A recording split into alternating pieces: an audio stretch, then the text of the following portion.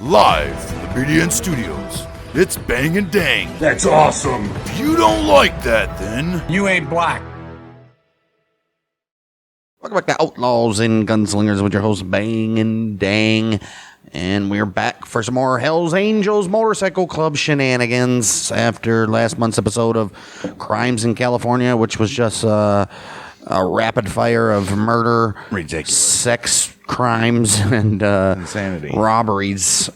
We're back at it again for crimes in the United States, the rest of the United States, obviously all the way up from Alaska to Virginia, whatever states they operate in. Interestingly enough, they are not operating in Michigan.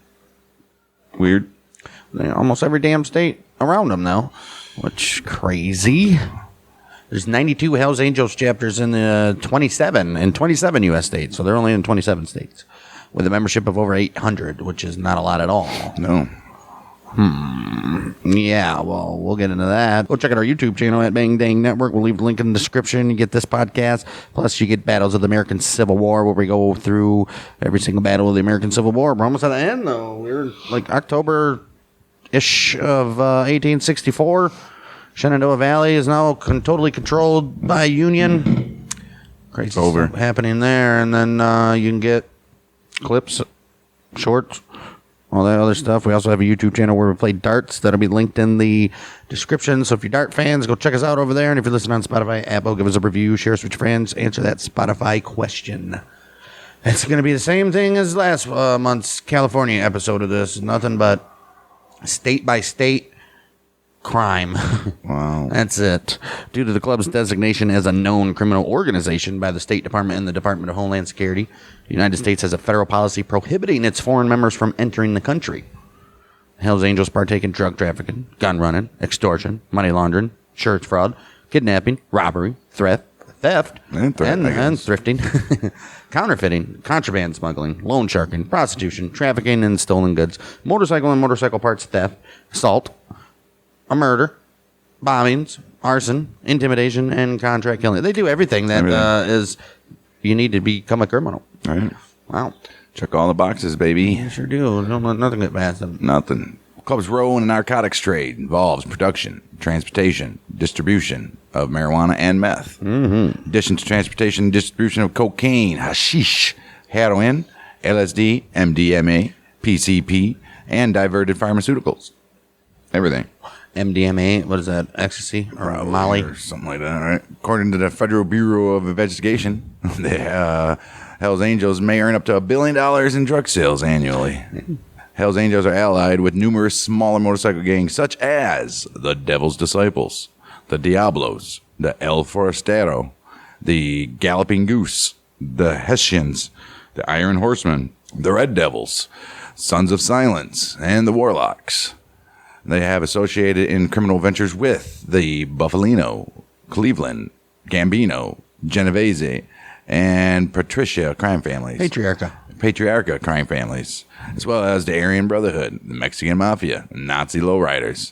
So just like their crimes, you know, they work with fucking anybody pretty much. Rival motorcycle, except for these guys. Right. Rival motorcycle gangs include Bandidos, the Breed, Mongols, Outlaws, the Pagans, Sons of Satan, and Vagos. The Vagos. Well, all right, here we go. State by state. We're taking a look at Alaska first. Chapters were... They got a lot more allies than they do enemies. Well, unfortunately, their enemies are all of the top 5 motorcycle groups besides them. So it's true. Alaska chapters were established in Anchorage and Fairbanks December of 82 following a merger with the Brothers MC. The Brothers performed in 1967 and established an association with the Hells Angels in the San Francisco Bay Area by 77. The club patched over to the Hells Angels during a ceremony in California attended by members of the Brothers Fairbanks chapter.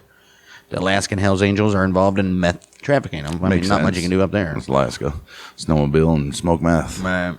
The Anchorage chapter, Sergeant at Arms Anthony John Tate, he volunteered to become a paid informant for the FBI. We had this in right.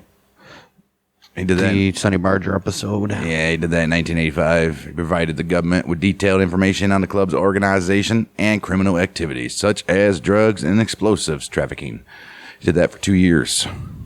During this period, Tate traveled the country at government expense to meet with various Hells Angels members, and he secretly recorded some of these meetings by wearing a wire. Good for him. Well, as part of the investigation, the informant and undercover agents purchased approximately $1.6 million of cocaine and meth from the Angels, in addition to more than 20 pounds of explosives, Wow. 3 automatic weapons, and 2 silencers. Wow. The Organized Crime Drug Enforcement Task Force, Operation Cactus, culminated with 38 Hells Angels members in Alaska and 4 other states being arrested on narcotics, weapons, explosives, and conspiracy charges November 10th, 1987. Damn right. Which included Sonny Barger himself. Did Anchorage chapter president Edward Floyd Hubert and Fairbanks chapter president Dennis E. Paling. They were among 14 people taken into custody during raids by the FBI and the ATF on homes in Anchorage and compound in Fairbanks. 10 Hells Angels from California and Alaska, including Hubert and Paling, extradited to Louisville to face charges of conspiring to transport firearms and explosives across state lines in order to kill members of the Outlaws. They did that in a retaliation for the death, have you guessed it, John Cleve Webb, the previous Anchorage Hells Angels president, who was fatally shot by 2 outlaws outside a saloon in Jefferson County, Kentucky, 12th of August, 1986. Fast forward to October 28th, 1988, Anchorage chapter members Hubert, Lawrence Russell Hagel, and Gerald Protzman were convicted of the misdemeanor charge of converting a government intelligence manual for their use. Oh, wow. While Palin and 4 other Alaskan Angels were acquitted. Okay. Other members of the Alaska and California chapters were convicted on state drug and firearm charges either side of the federal trial. Hells Angels allegedly put $1 million bounty on Tate's life after this. So we're going to kill you, Tate. Take a look at some federal racketeering cases. 4 Alaskan Hells Angels, Montgomery David Elliott, Michael Hearn, Dale Leadham, and William Spearman. They were arrested by ATF agents on federal racketeering and firearms charges during raids at 3 homes in Anchorage and 1 in 2 Rivers. That happened on the 3rd of December, 2003. Hells Angels clubhouses in Anchorage and North Pole were also searched. Wow. The charges? Fucking even Santa's doing some shit. Right. The charges, which were filed at the United States District Court of the District of Nevada, stem from the River Run riot, a conflict between Hells Angels and Mongols, 27th April 2002. 3 bikers dead in that one in Laughlin, Nevada. Followed a 20-month ATF investigation of the club. Is that the one where they beating people with fucking motorcycle parts and stuff? Yeah, I believe so.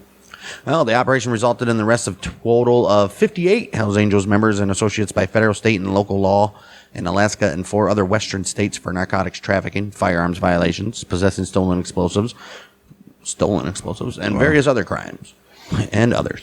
Leadham, the Fairbanks chapter president, was one of 6 Hells Angels convicted in the case after being extradited to Las Vegas to face charges. He pleaded no contest to committing a violent crime in the aid of racketeering in October 2006, sentenced to 2 years in prison February 13, 2007. 36 others had charges against them dismissed. They're like, well, we got the president. Right. That's all it needs. Take a look at some violent incidents that happened. Hells Angels member James William Leffel, convicted of first-degree assault for stabbing a man. They stabbed Jens Schurig in the thigh, opening his femoral artery. Outside a bar in Anchorage after Schurig allegedly denigrated Leffel's motorcycle. 3rd of August, 2017. Michael Steak Knife Statton was kidnapped and taken to a duplex in Wasilla, where he was tortured, beaten, and murdered by members of the 1488s, a white supremacist prison gang to which he belonged to, after he was accused of stealing drugs and colors from Craig Oakey King, a Hells Angels member and 1488 associate. Damn, not even a member of the 1488's gang, but they killed one of their own members for messing with him. That's how feared the Hells Angels are in Anchorage, I guess. Plus he stole his color. You can't do that. Right. King and 5 1488's members were arrested March 27, 2019, charged with murder, kidnapping, and racketeering crimes, including drug trafficking. May 2nd, 2022, King was convicted of racketeering conspiracy in aid of racketeering, murder in aid of racketeering, kidnapping resulting in death, and kidnapping conspiracy. King and 4 others were sentenced to life in prison without parole in January of 2023. Dang. It was just recently. Yeah, obviously. Wow. Take a look at some meth. Hells Angels member Charles Denver Pup Phillips and his wife, Lois Latrilla Phillips. They were arrested after an FBI drug task force discovered 12 pounds of meth and almost $25,000 in cash. Oh, they discovered it? Oh, they just... Right. They discovered that at their apartment and in a nearby shipping container in Anchorage. They did that on August 10th, 2018. Investigators also found a ledger listing money and quantities and a list of names of Hells Angels prospects throughout the state. Couple convicted of distributing and conspiring to distribute meth. 30th of October 2019, Charles Phillips sentenced 18 years in federal prison. His wife, 5 years. All right.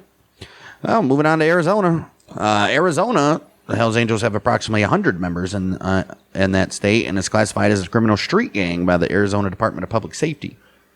The Arizona Hells Angels produce meth, obviously, independently and in conjunction with Mexican drug cartels, and also distribute the drug at retail level. The Hells Angels' predecessor in the state, the Dirty Dozen, voted to merge with the Hells Angels in 1996 and officially patched over during a meeting in Oakland in October of 97. With the merger of the Dirty Dozen, the Hells Angels established 6 Arizona chapters, which are in Phoenix, Mesa, Tucson, Cave Creek, and Flagstaff, as well as a Nomads chapter. Fantastic. These guys go wherever they want. These guys, right?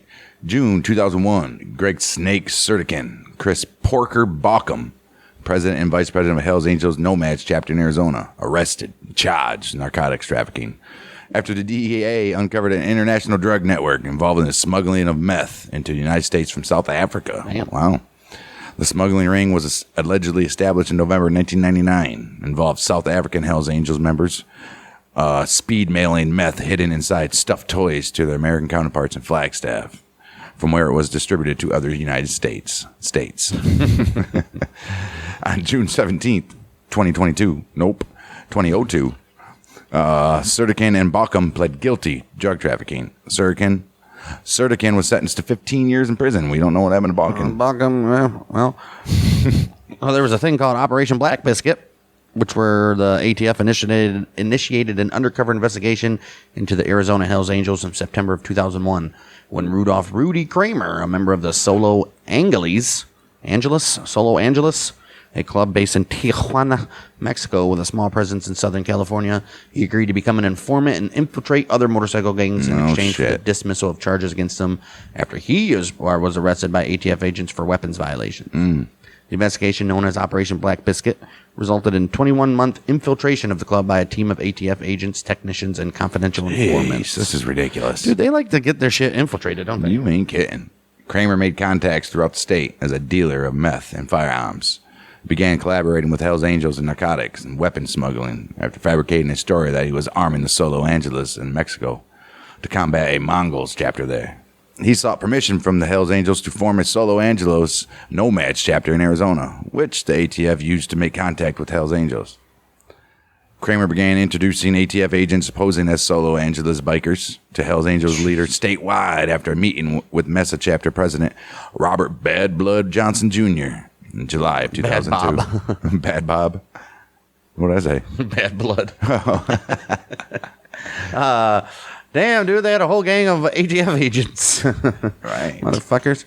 The drug-addicted Kramer eventually became a liability to the operation, however, and was returned to prison after the firearm indictment against him was reinstated in September 2002. All you had to do was not be a piece of shit, guy. Right. He was sentenced to 5 years in prison after pleading guilty, and he later entered protective custody. Okay. Oh, yeah, I'm sure that shit had to come up in, like, the trial and shit. Information on Kramer's role as an informant soon leaked, and Hells Angels leaders in Arizona also began hearing rumors from Southern California that the Solo Angeles were imposters. Oh, no, they're going to take out everybody. In an effort to ensure credibility, undercover ATF agent Jay Dobbins told the Hells Angels in June of 2003 that he and another Solo Angeles biker would be traveling to Sonora to kill Mongols.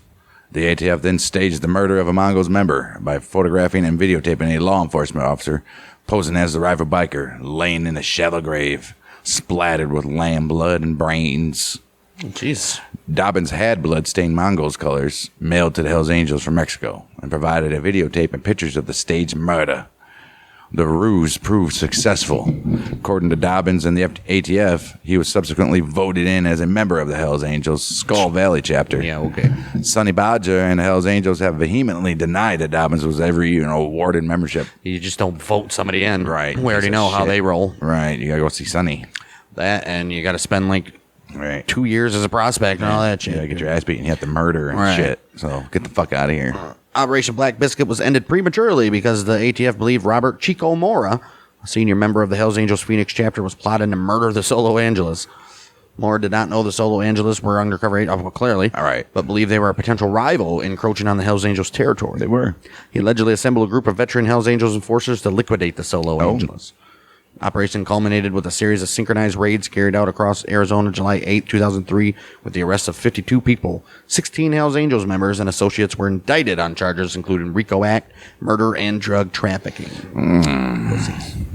See, they bring these crimes upon people. If they were never doing this shit, these people wouldn't have even planned to murder them. Right. Fucking idiots. How's that even legal? They can get away with it. Over 500 illegal weapons, including silencers, pipe bombs, courtesy of CM Punk, sawed-off shotguns and machine guns, along with ammo, $50,000 in cash and drugs were also seized. During one of the raids, a Hells Angels clubhouse in North Phoenix, club prospect Michael Wayne Caulfield Michael Wayne Caulfield was shot and wounded with a rifle by the police officer Laura Bueller. Of course, it was a woman. Can't hold her fucking finger. He was charged with aggravated assault against Bueller, who reported that Caulfield fired first and was cleared of any wrongdoing in shooting by county prosecutors. Man, whatever. The charges against Caulfield were dismissed in November 2004 when Judge Michael Wilkinson of the Maricopa County Superior Court ruled that the police violated state search and seizure laws during the raid.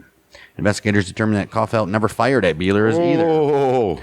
Operation Black Biscuit was deemed a success by the ATF, but internal government disagreement ultimately led to the 16 defendants escaping conviction on the key charges of racketeering and murder. Because you guys fucked up. Can't be a success then. You wanted it so bad you're willing to break the rules to get it, and you got caught. Half of those defendants bargained to lesser offenses, and 5 others had federal charges dismissed. Damn right they did. They should all been dismissed. The plea agreements resulted in no more than 5-year prison sentences. 2004, Mora was convicted of the federal charge of possessing body armor with intent to sell and sentenced to 18 months in prison. Allowed to possess body armor? I guess not. The conviction was overturned the following year after an appeal. The Skull Valley chapter disbanded as a result of this investigation. Yeah, they just went somewhere else. Right. All right, these guys committed some notable murders. First up is Cynthia Garcia. October 27, 2001, Full Patch Hells Angels members Kevin Augustiniak and Michael Christopher Mesa Mike Kramer and prospective member Paul Merle Eichide. They murdered Cynthia Yvonne Garcia, a 44-year-old mother of 6 who verbally disrespected the club and its members while in an intoxicated state during a party at the Hells Angels clubhouse in Mesa. Damn it. After beating Garcia unconscious, the 3 bikers loaded her into the trunk of a car and drove her into the desert near the Salt River, where they stabbed her 27 times and attempted to decapitate her. Jeez. Why did just bury her out there? Well, they had to kill her. Huh? They had to kill her. They didn't have to. They could just buried her. Well, I guess. Still would have killed her. Garcia's body discovered 31st of October. Kramer contacted ATF agent John Saccone the following month, and without disclosing this crime, offered to become an informant. Really? After moving to Los Angeles and infiltrating the club's San Fernando Valley chapter by posing as an Arizona drug runner, Kramer offered the ATF info on Garcia's killing in exchange for immunity from prosecution. Wait a minute. Did he do it? Yeah, he was there. Kramer, how could he pose as a gun trafficker when he was clearly a part of this Hells Angels chapter? Like, they're never going to meet up? Well, that doesn't make no sense. Right. 14 months after becoming an informant, he signed a plea agreement to serve 5 years of probation for the murder. Jeez. Eichid fled the country following his indictment for the killing in 2000. In 2007, it was placed on the U.S. Marshal's 15 most wanted fugitives list. He was apprehended in the San Isidro district of Buenos Aires, Argentina, February 3rd, 2011, after being tracked by the United States Marshals and the Diplomatic Security Service and Interpol. Eichid was extradited to Arizona in July 2018 after exhausting all of his appeals in the Argentine legal system. Augustiniak pleaded guilty to second-degree murder in October 2011 and was sentenced to 23 years and 6 months imprisonment March 30th, 2012. Wow.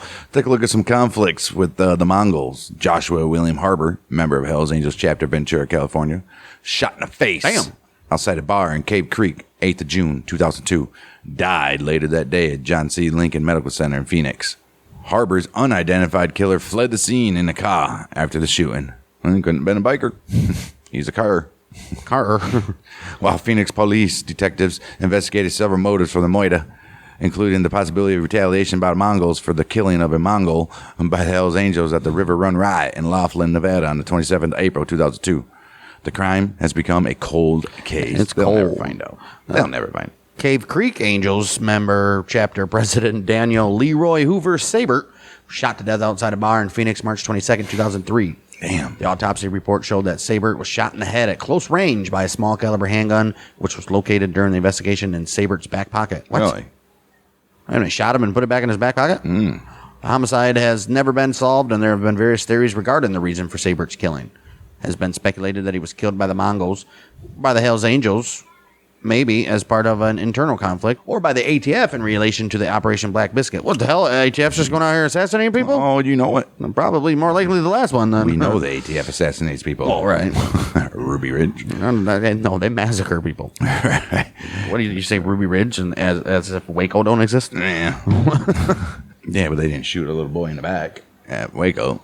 They also didn't shoot a woman through a doorway either. Oh, my. Well, they just burned down a compound with fucking 40-something people in it. But They say they didn't. 2 days after Sabert's death, Mongols member was stabbed in the back. Wounded. He was literally stabbed in the back. Right. And wounded. Literally, yeah. Right. At a gas station in Reno by a suspected Hells Angels member in a possible revenge attack. 7 Hells Angels, including the Tucson chapter president, former Mesa chapter president, and other leaders arrested in Arizona. Various charges on December 3rd, 2003. Well, they got to do this shit around Christmas. Think of their kids. They want to see daddy at Christmas time. Right? no, No. right now. Following a 2-year investigation of the club by the ATF, they decided to arrest him on the 3rd of December 2003. 5 of those who were indicted at the U.S. District Court District of Nevada on federal racketeering and firearm charges stemming from the River Run riot. The raids in Arizona were carried out as part of a coordinated operation, which led to the arrest of at least 55 Hells Angels members and associates in 5 western states by federal, state, local law enforcement agencies. 2 Arizona Angels, Rodney Cox and Kelvin Schaefer, were among 6 Hells Angels members convicted in the case after being extradited to Las Vegas to stand trial. All right. Schaefer was sentenced to 4 years and 3 months in federal prison January 12, 2007 for committing a violent crime in the aid of racketeering. Okay. Well, Cox, he was sentenced 2 years in prison, February 23rd, 2007. Pled guilty to the same charge. Charges were dismissed against 36 others, though. Jesus. Patrick Michael Eberhardt, treasurer of the Hells Angels Cave Creek chapter, shot dead. And also a club hanger-on was wounded when a group of 6 Hells Angels were fired upon while driving their motorcycles in Phoenix on the 7th of February in 2015. Earlier that very day, a group of unidentified bikers fired shots at members of the Mongols nearby. A Mongols member is one of 2 suspects in Eberhardt's unsolved murder to this very day. August 17, 2016, Hells Angels Mesa chapter member Wayne Witt opened fire outside a sports bar in Tempe, killing one Mongols member who was Richard A.Z. Slick Garcia and wounding another before fleeing on his motorcycle. It's A.Z. Slick. Arizona Slick, right? Arizona Slick. All right. Shooting followed a verbal altercation between the rival bikers inside the bar. Oh, I bet it did. 3 surviving Mongols, Frank Gardea, John Magana, and Efren Ontiveros, were arrested, although the Tempe Police Department declined to press charges against Witt as the shooting was deemed self-defense. Oh. I mean, what are you going to do? I mean, right. Self-defense, good stuff, right? Let's see what the conflicts with Vagos. How'd that work out for these guys? 5 Hells Angels and 2 members of the Desert Road Riders. A club founded in Bullhead City in 1993 became a Hells Angels support club in 2002. They were arrested on 2nd December 2009. They like arresting people in December by an Arizona Department task force as part of the Operation Quiet Riot. A 6-month investigation into a turf war involving the Hells Angels, Desert Road Riders, and the Vagos in Mojave County. April 11, 2012. 4 Hells Angels members Stephen Helland, Dale Hormet, Rodolfo Martinez, they call him Rudy, and Gerald Smith. They were acquitted of rioting and assisting in a criminal street gang. Hey. Another, George Joby Walters, he took a plea deal and was sentenced to 2.5 years in prison. Those charges stemmed from an alleged riot involving the rival clubs at a bar in Bullhead City, June 11, 2009. Other members of the Hells Angels were allegedly involved in a shootout with Vagos in Chino Valley, August 21st, 2010. Over 50 shots were fired and at least 5 people were wounded, although no life-threatening injuries were reported. After dozens of law enforcement officers arrived at the scene, 27 people were arrested on charges ranging from attempted murder and aggravated assault to participation in a criminal street gang. Idiots. These guys are so dumb. Yeah. Charges against 7 Hells Angels members: John Bernard, Kevin Christensen, Kylie Hill, Robert Kittredge, and Michael Cope, and Larry Scott Jr., and Bruce Schwager. Oh, Schwager. They were dismissed in June 2012 after it transpired that Alfred Acevedo, the only direct witness to the confrontation between the gangs immediately before the shooting, was a Vagos hangaround working as an informant for the Arizona Department of Police Systems. Probably public safety. Right. He was working for John Morris, Detective John Morris, and who had previously tried to infiltrate the Hells Angels and was rebuked. So he's uncredible. Let's take a look at some other... He's incredible? Uncredible? Incredible. It would be incredible. Incredible. We got some other incidents taking place for the Arizona Hells Angels when one member, Nathaniel Barton Sample, was convicted in 2009 of September of aggravated assault and acting for the benefit of a street gang following an incident at a Scottsdale bar March 28, 2008, in which he and another man, Jose Cano, attacked an unidentified third man who accidentally bumped into them. Come on. The case marks the first time that the Hells Angels had been labeled a gang in the state of Arizona. Oh, really? Wow. Former Tucson Hells Angels chapter president, William Gary Potter, they call him Tramp. He was expelled from the club due to his meth use and also because he was suspected of being a government informant. Jeez, you got the dude. wrong guy. He was arrested after deputies from Pima County Sheriff's Department found the body of Randall Scott Field Sure. buried in his yard on July 13, 2010. Randall Scott was the subject of a missing persons investigation and had been shot twice in the head. Damn. Potter, he pled guilty in April 2012 to second-degree murder and 2 counts of possession of a deadly weapon by a prohibited possessor. So he wasn't an informant. Well, he was already out of the group, so they didn't need him anyway. So, All right, I guess. June 4th, 2012, he was sentenced to 19 years in prison. Damn. Hells Angels Yavapai County chapter treasurer Bruce Schwager Sr. was sentenced to 8 years in prison on August 12, 2014 after being convicted of threatening and intimidating as a criminal street gang member, assault, disorderly conduct, and felony misconduct involving weapons charges stemming from an August 2013 bar fight in Cottonwood. All right, let's take a look at old Colorado. Hells Angels have 3 chapters in Colorado. The club initiated its first chapter in the state on June 13, 2001 by converting the Brothers Fast Motorcycle Club, which was a club founded in Denver in 1963. That's cool. The Hells Angels inherited their meth distribution operations and expanded into Colorado at a time when the Sons of Silence, historically the state's preeminent motorcycle gang, they were severely weakened as a result of a federal investigation. Got to move in. Came in strong. Huh? And when it comes to the Hells Angels, you know there's going to be violent incidents. Oh, of course. One of which, August 5th, 1996, 2 members of the Angels San Fernando Valley, California chapter. See, it's all these California fucknuts coming Right. into other states. That's usually what happens. Donald Dinart and Larry LaJeunesse were shot and wounded at the Iron Horse Inn at Steamboat Springs, which was hosting the club's annual rally. Dinart was airlifted to Denver Health Medical Center and underwent surgery for gunshot wounds to the arm, leg, and chest, while LaJeunesse was treated at Route Memorial Hospital after being shot in the hand. Oh, why do you even go to the hospital? Right. A member of the Ventura County chapter was suspected of the shooting. What? Which police believe was carried out as a punishment for a breach of club rules. Oh, damn. All right. Hells Angels members reportedly blocked police from entering the motel where the incident took place until after evidence had been removed. Wow. Over 200 Hells Angels attended the convention. Several beatings and stabbings at local bars. They were all attributed to the bikers. By the end of the 4-day rally, 160 police officers from 27 agencies had been drafted into Steamboat Springs to assist the 24 officers on duty in the town. Jeez. There's 800 members. Why did only 200 attend? Right.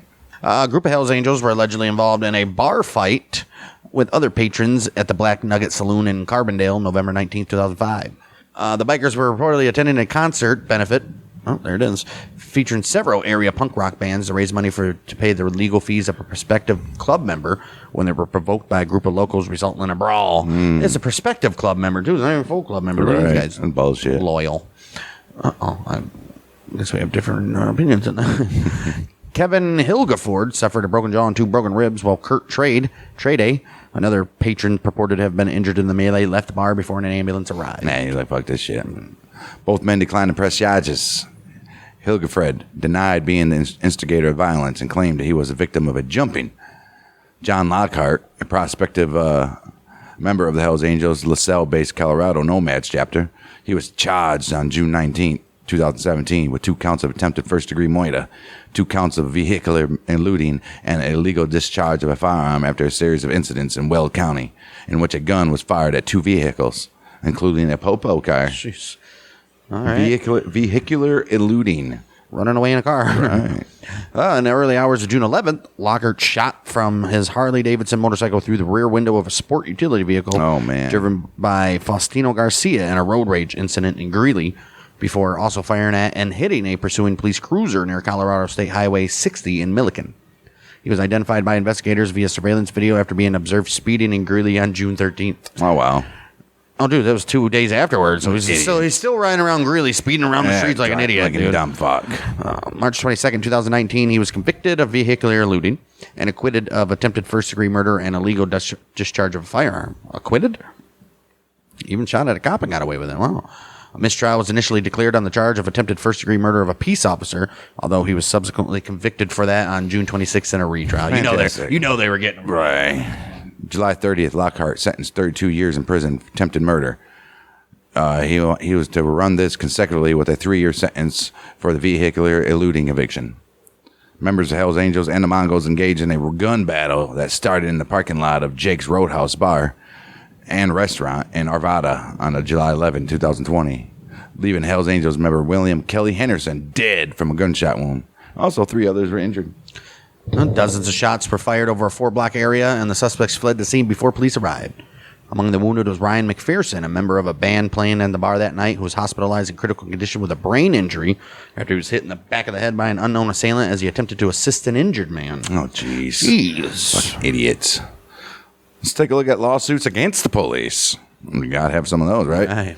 Hell's Angels Denver Chapter Clubhouse, located in city's Highlands neighborhood, raided by the Denver police July 31st, 2001.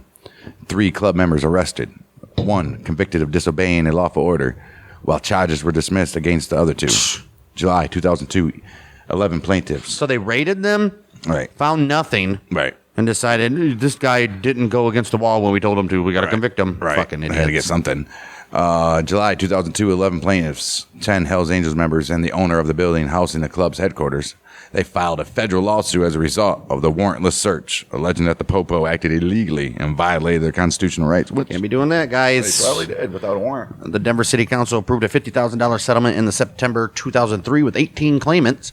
The original 11 petitioners, in addition to 7 other Hells Angels who were detained in a motorcycle swap meet early 2003. Denver Police Chief Gary Whitman also wrote the club a letter of apology. Wow, that's got to be disgraceful for them. Elsewhere, Hells Angels members Shiloh Frazier and Todd Zahn were arrested for possession of handguns after 8 club members were pulled over by police for allegedly speeding while riding their motorcycles in Denver September 2nd, 2005. Guys, what do you do? Well, Zahn pled guilty to possession of a weapon by a previous offender, and charges against Frazier dismissed. Court and federal lawsuit filed by the group in the United States District Court for the District of Colorado, August 31st, 2007, alleging an unconstitutional traffic stop and a search without probable cause. The old bikers were held at gunpoint and they were handcuffed while dozens of police officers, including a SWAT team and a police helicopter, arrived at the scene. That's a waste of a helicopter. Yep. After the officer who made the traffic stop called for reinforcements. What a piece of shit. He'd seen a couple bikers like, oh my God. Right. Or thought he was going to be a hero and get some recognition for arresting him. My wife's pregnant. I have a little girl. Okay, let's see. Hey, mijo, where were you at today, mija? Don't bullshit me. Don't bullshit me. All right, it's my I was in lady. school all day, every class. Don't bullshit me. Some fucking white boy jumped out and fucked him up bad. What does white boy look like? I don't know. Well, Hey, we're going to talk about this later, yeah? hey, man, just business. Lonzo owes a lot of money to the Russians. January 24, 2008, the police departments of Denver and adjacent Mountain View settled the lawsuit with a $14,000 payment, with Denver Manager of Safety L. LeCabe and Mountain View Police Chief Eric Gomez also signing apologies. Damn, dude, they're making these motherfuckers. That's more important than the money, I would say. You ain't fucking kidding. I would be like, no, I want him to show up at my house, knock on my door, and do an apology. On TV. On TV. Right. Well, Hells Angels member Anthony Mills filed a federal lawsuit in April 2020 against the city of Greeley, the town of LaSalle, and the Weld County Sheriff Office, as well as individual officers from those jurisdictions and from the Kersey and Garden City Police Departments in response to an April 8, 2018 incident in which LaSalle police officer David Miller joked about shooting Mills in order to get paid vacation after he had pulled him over for speeding. Oh, my. Just shoot your ass, go on vacation. Right. But he's a little fucking Until the pussy. investigation's done. Yeah, that'll be a while, too. Right. And you get paid. What Right. a little fucking assholes, Oh, dude. you know, that's how they were. Fucking cocksuckers. And this wasn't even that long ago. All right. Holy shit.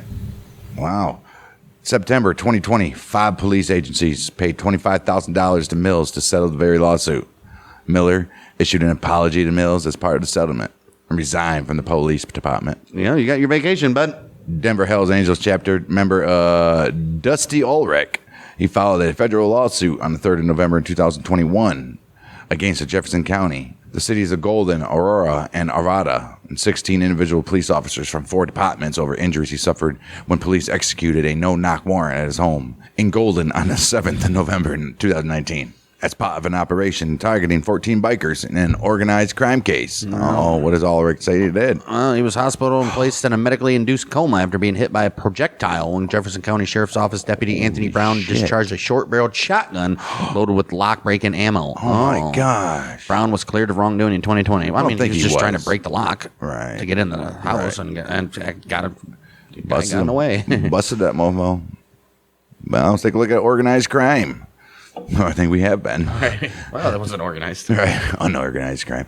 12 people were taken into custody after the ATF and the police SWAT teams. They raided 19 locations in the Denver metropolitan area, Colorado Springs, and also Weld County, including the Denver Hells Angels chapter clubhouse, 2 tattoo shops, and an automobile business.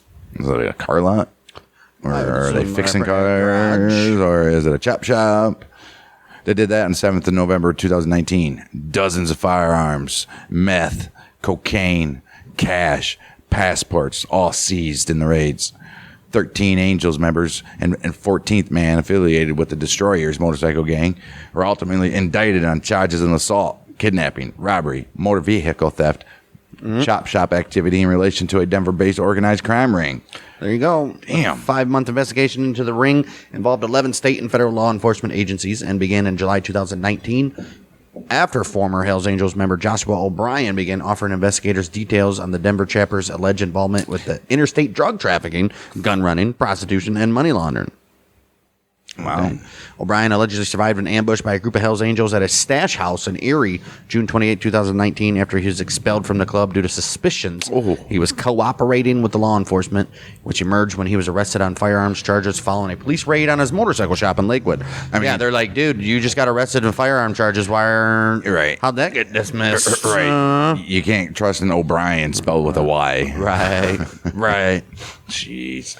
In another alleged incident on the 12th of July in 2019, O'Brien with a Y, he was beaten and kidnapped. Good for him. Change your name, bitch. Put an I. No, never. Well, to be an IEN. Anyway, not even an II or IAN. In another alleged incident, July 12, 2019, O'Brien was beaten and kidnapped before having his club tattoos covered up at a Hells Angels owned tattoo parlor in Inglewood. Well, better have them covered up than cut off like the one people did in California. One defendant in the case, William Kelly Henderson, was killed in a shootout with a rival motorcycle gang July 11, 2020, before he could stand trial. William Curly Whitney received a 2-year deferred sentence after pleading guilty to possessing an explosive. Charges were dismissed against Michael Dyer. All right, let's take a look at the old dangerous state of Connecticut. Very dangerous. Some violent incidents that took on there. Connecticut is home to 3 Hells Angels chapters: Bridgeport, Hartford, and Middletown. Bridgeport chapter was first to be established following a patch over of the Grateful Dead Motorcycle Club in 1975. No, Jerry Garcia died in like 95. Really? Yeah. Well, the Connecticut Hells Angels have been recruited as enforcers and contract killers for the mafia. Well, Of course they have. February 7th, 1975, Bridgeport Police Department Patrol Officer John McGee issued a member of the Hells Angels Bridgeport chapter with a citation for speeding on his motorcycle. Well, unfortunately for him, while driving home at the end of his shift that evening, McGee observed a stalled vehicle and stopped to assist the occupants when he was attacked by 3 men and beaten with a baseball bat. Oh, shit. He suffered a major head injury and was hospitalized in critical condition. A Hells Angel member was convicted of the assault and sentenced to a year in prison, while the 2 others had charges against them dismissed. How do you have a charge dismissed? Right. Unless they just stood there while the other guy beat him. Damn, police raided Bridgeport Hells Angels Chapter Clubhouse, 7th of May, 1975. Arrested 5 members. John J. Miller, Frank Pasalacqua, Robert L. Redmond, Nicholas Romano Jr., and Joseph Crazy Joe Whalen.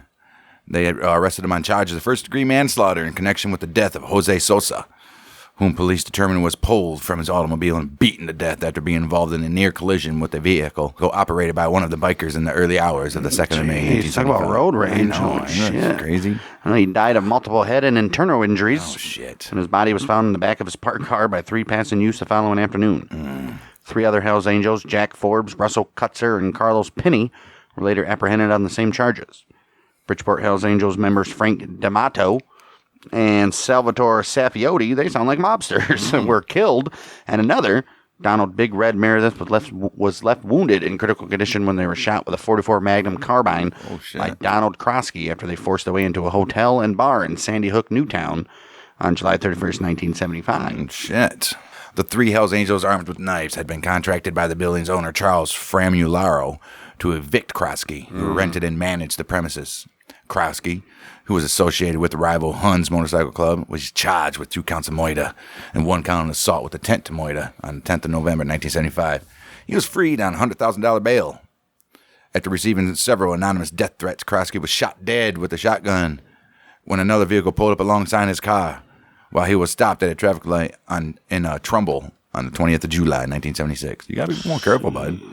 It's like people don't pay attention. Well, a woman passenger, Jean Ann McDade, was also hospitalized. Jean. No one has ever... Sure, Jean, right? Jean. No one has ever been arrested for Krosky's murder, although police believe the gunman was Meredith. Meanwhile, old Frank Pasalacqua, he was one of 4 white inmates investigated over the homicide of Alfred Chisholm, who was a black inmate who was strangled to death at Northern Correctional Institute November 10th, 1977. Okay. Jeez. And Daniel Eugene, who is the Bridgeport Hells Angels chapter president.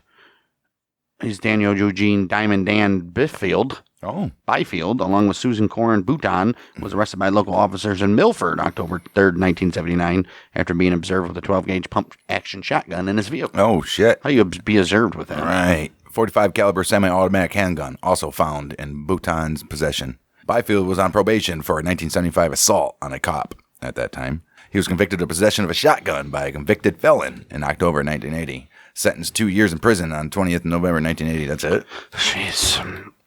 Well, let's go back to Joseph Whalen, because he fatally stabbed bar patron John Matulianis after a verbal altercation in a Bridgeport bathroom. In a Bridgeport bar room, February 24th, 1980. He was sentenced to 25 years to life in prison for the murder. Hells Angels Sergeant-at-Arms Daniel Dan Klimas shot and killed Todd Festa, a rejected club prospect and state police informant in Wallingford on January 7th, 1998. Klimas pleaded guilty to murder and possession of a pistol without a permit and was sentenced to 28 years in prison March 3rd, 2000. Shit. Wow, these guys just don't care, huh? Mm-hmm. Roger Mariani, senior member of the Hells Angels in Connecticut, shot and killed while riding his motorcycle on the Connecticut Turnpike in West Haven, 2nd of April, 2006. Shooting happened after a group of over 20 motorcyclists was involved in an altercation with 4 men traveling in a sport utility vehicle. Another Hells Angels member, Paul Carroll, he was wounded when shots were fired from the car. Oh, jeez. Damn. Within hours of Mariani's killing, 2 Hells Angels, Trevor Delaware and Jeffrey Richard, were arrested near the home of an Outlaws member in Enfield in possession of weapons including knives and a loaded gun. Oh, shit. As well as pages from a classified state police manual that lists identities and addresses of gang members. How the hell did they get it? All right. The pair were charged with weapons possession and theft of a license plate. Oh, fuck. Jeez. It's like almost like mail, isn't it? I don't think so. The Hells Angels are considered suspects in the murder of Joseph Ferriolo. They call him Hojo. He was the president of the Outlaws Waterbury chapter. He died from multiple gunshot wounds after being ambushed outside a tattoo parlor that he owned himself in Hamden on the 9th of February, 2010. No one has ever been arrested in this very case, which the Popo consider an open investigation still to today. Hells Angels associate Howard Hammer was contracted by loan shark James Broderick III to collect a $1,500 loan from a delinquent debtor in late December 2015. When the individual failed to pay the debt and falsely claimed to be the acting president of the New York Hells Angels chapter, he was stabbed 8 times, beaten with a hammer, and blinded in one eye in a New Milford hotel room January 25th, 2016. I think that's why they call him Howard Hammer. Well, no, because...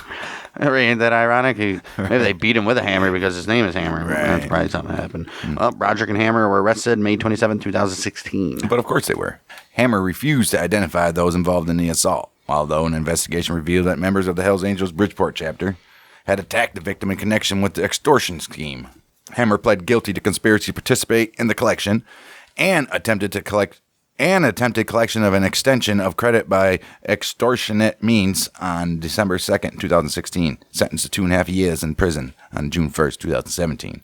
Broderick, he also pled guilty at the very same time for the very same charge. No, not same time. A couple days later, on the 7th of December, 2016, he was sentenced to 2 years on the 29th of June in 2017. Why does it take so long to sentence? I don't understand that shit. So stupid. Yeah. You know, if it's the Hells Angels, they're involved in some racketeering. Oh. Daniel Byfield and 2 Bridgeport Hells Angels associates, including Daniel's father, Richard Byfield, were convicted of conspiring to make and collect extortionate loans and Hobbs Act violations August 4th, 1981 for their involvement in a loan sharking operation headed by Francis Fat Franny Curcio, who was a made member of the Genovese crime family. Oh, nice. And As an inmate awaiting sentence, Daniel Byfield and 3 others escaped from the Bridgeport Correctional Center on September 23rd, 1981. He was never in any of our stories. Who? Fat Franny. Fat Franny? That's because he's not clickable, so he's nothing. Right. He became the subject of an international manhunt by the FBI. And at one point, a body found in the East River in New York City was incorrectly identified as that of Byfield. Oh, did they set it up that way, or the police are just stupid? Dumb. After spending several weeks in the United States, he fled to the Bahamas. Bermuda, Bahamas, come on, Byfield. Successfully managing to elude his pursuers, Byfield finally returned to the United States in late January of 1982. Why come back? Why? Then he went to Denver, Colorado. That's even worse to go, where he was eventually apprehended by the United States Marshal Services and FBI agents on the 5th of February, 1982. Stupid. Well, Byfield was sentenced 2 weeks after his capture to 2 consecutive 20-year prison sentences on the extortion charge. Fuck. He was then found guilty on June 10th, 82 of escape from the custody of the United States Attorney General and was sentenced to an additional 5 years imprisonment to be served consecutively. Oh, but that one guy only got 2 years for being a felon with a frickin' shotgun.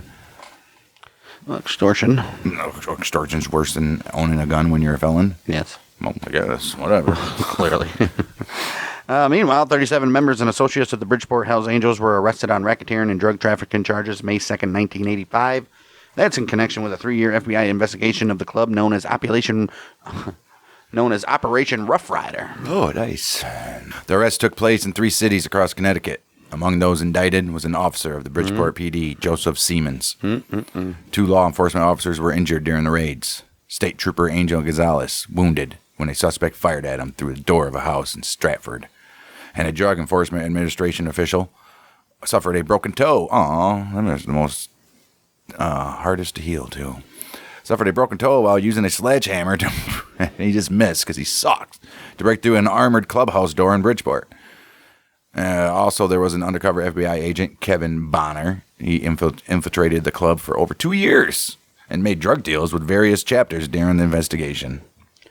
All right. The operation involved around 1,000 law enforcement personnel and resulted in the arrest of a total of 133 Hells Angels members and associates during approximately 50 coordinated raids carried out in 11 states. Damn. The raids also led to the seizure of $2.6 million worth of cocaine, Mary Jane, methamphetamine, hashish, PCP, LSD, as well as weapons, including Uzi submachine guns and rocket launchers. Shit. Holy shit, can you imagine having a rocket launcher on a motorcycle? Shit. Nice. Damn, they arrested almost freaking 25% of the whole. Well, there's 800, yeah. There's fucking... That was in 85. There was probably more than 800 in that. Right. 35 of those charged were convicted, including Roger Mariani. They called him Bear. And they also had a Robert Red Dog Redman and Joseph Whalen, who were each sentenced this to Joseph 15 Whalen years. guy. All right. They each sentenced 15 years in prison. One Hells Angel, Robert Banning, he became a cooperating witness. Because, of course. Why not? Somebody's got to. 1986, Detective Nicholas Barone of the Connecticut State Police received intelligence indicating that he and H. James Pickerstein, Chief Assistant United States Attorney for the District of Connecticut, were to be physically harmed by the Hells Angels in retaliation for their efforts in the investigation and subsequent prosecutions. These attempts at violence were to be funded by the Hells Angels Oakland chapter. As a result, Barone was subject to an intense security for an extended period of time. I don't know if there's any merit to that. Well, look at that, Connecticut with some shit going on there. I mean, it is mafia stuff. Moving on to Illinois. 4 leading members of the Hells Angels in northern Illinois were arrested and charged with numerous crimes, including violating the RICO Act in 2005, which followed a 4-year federal investigation into the club. This should be some violent stuff going on here. This is the Midwest. Yeah, but they're not really big in Illinois. That's where...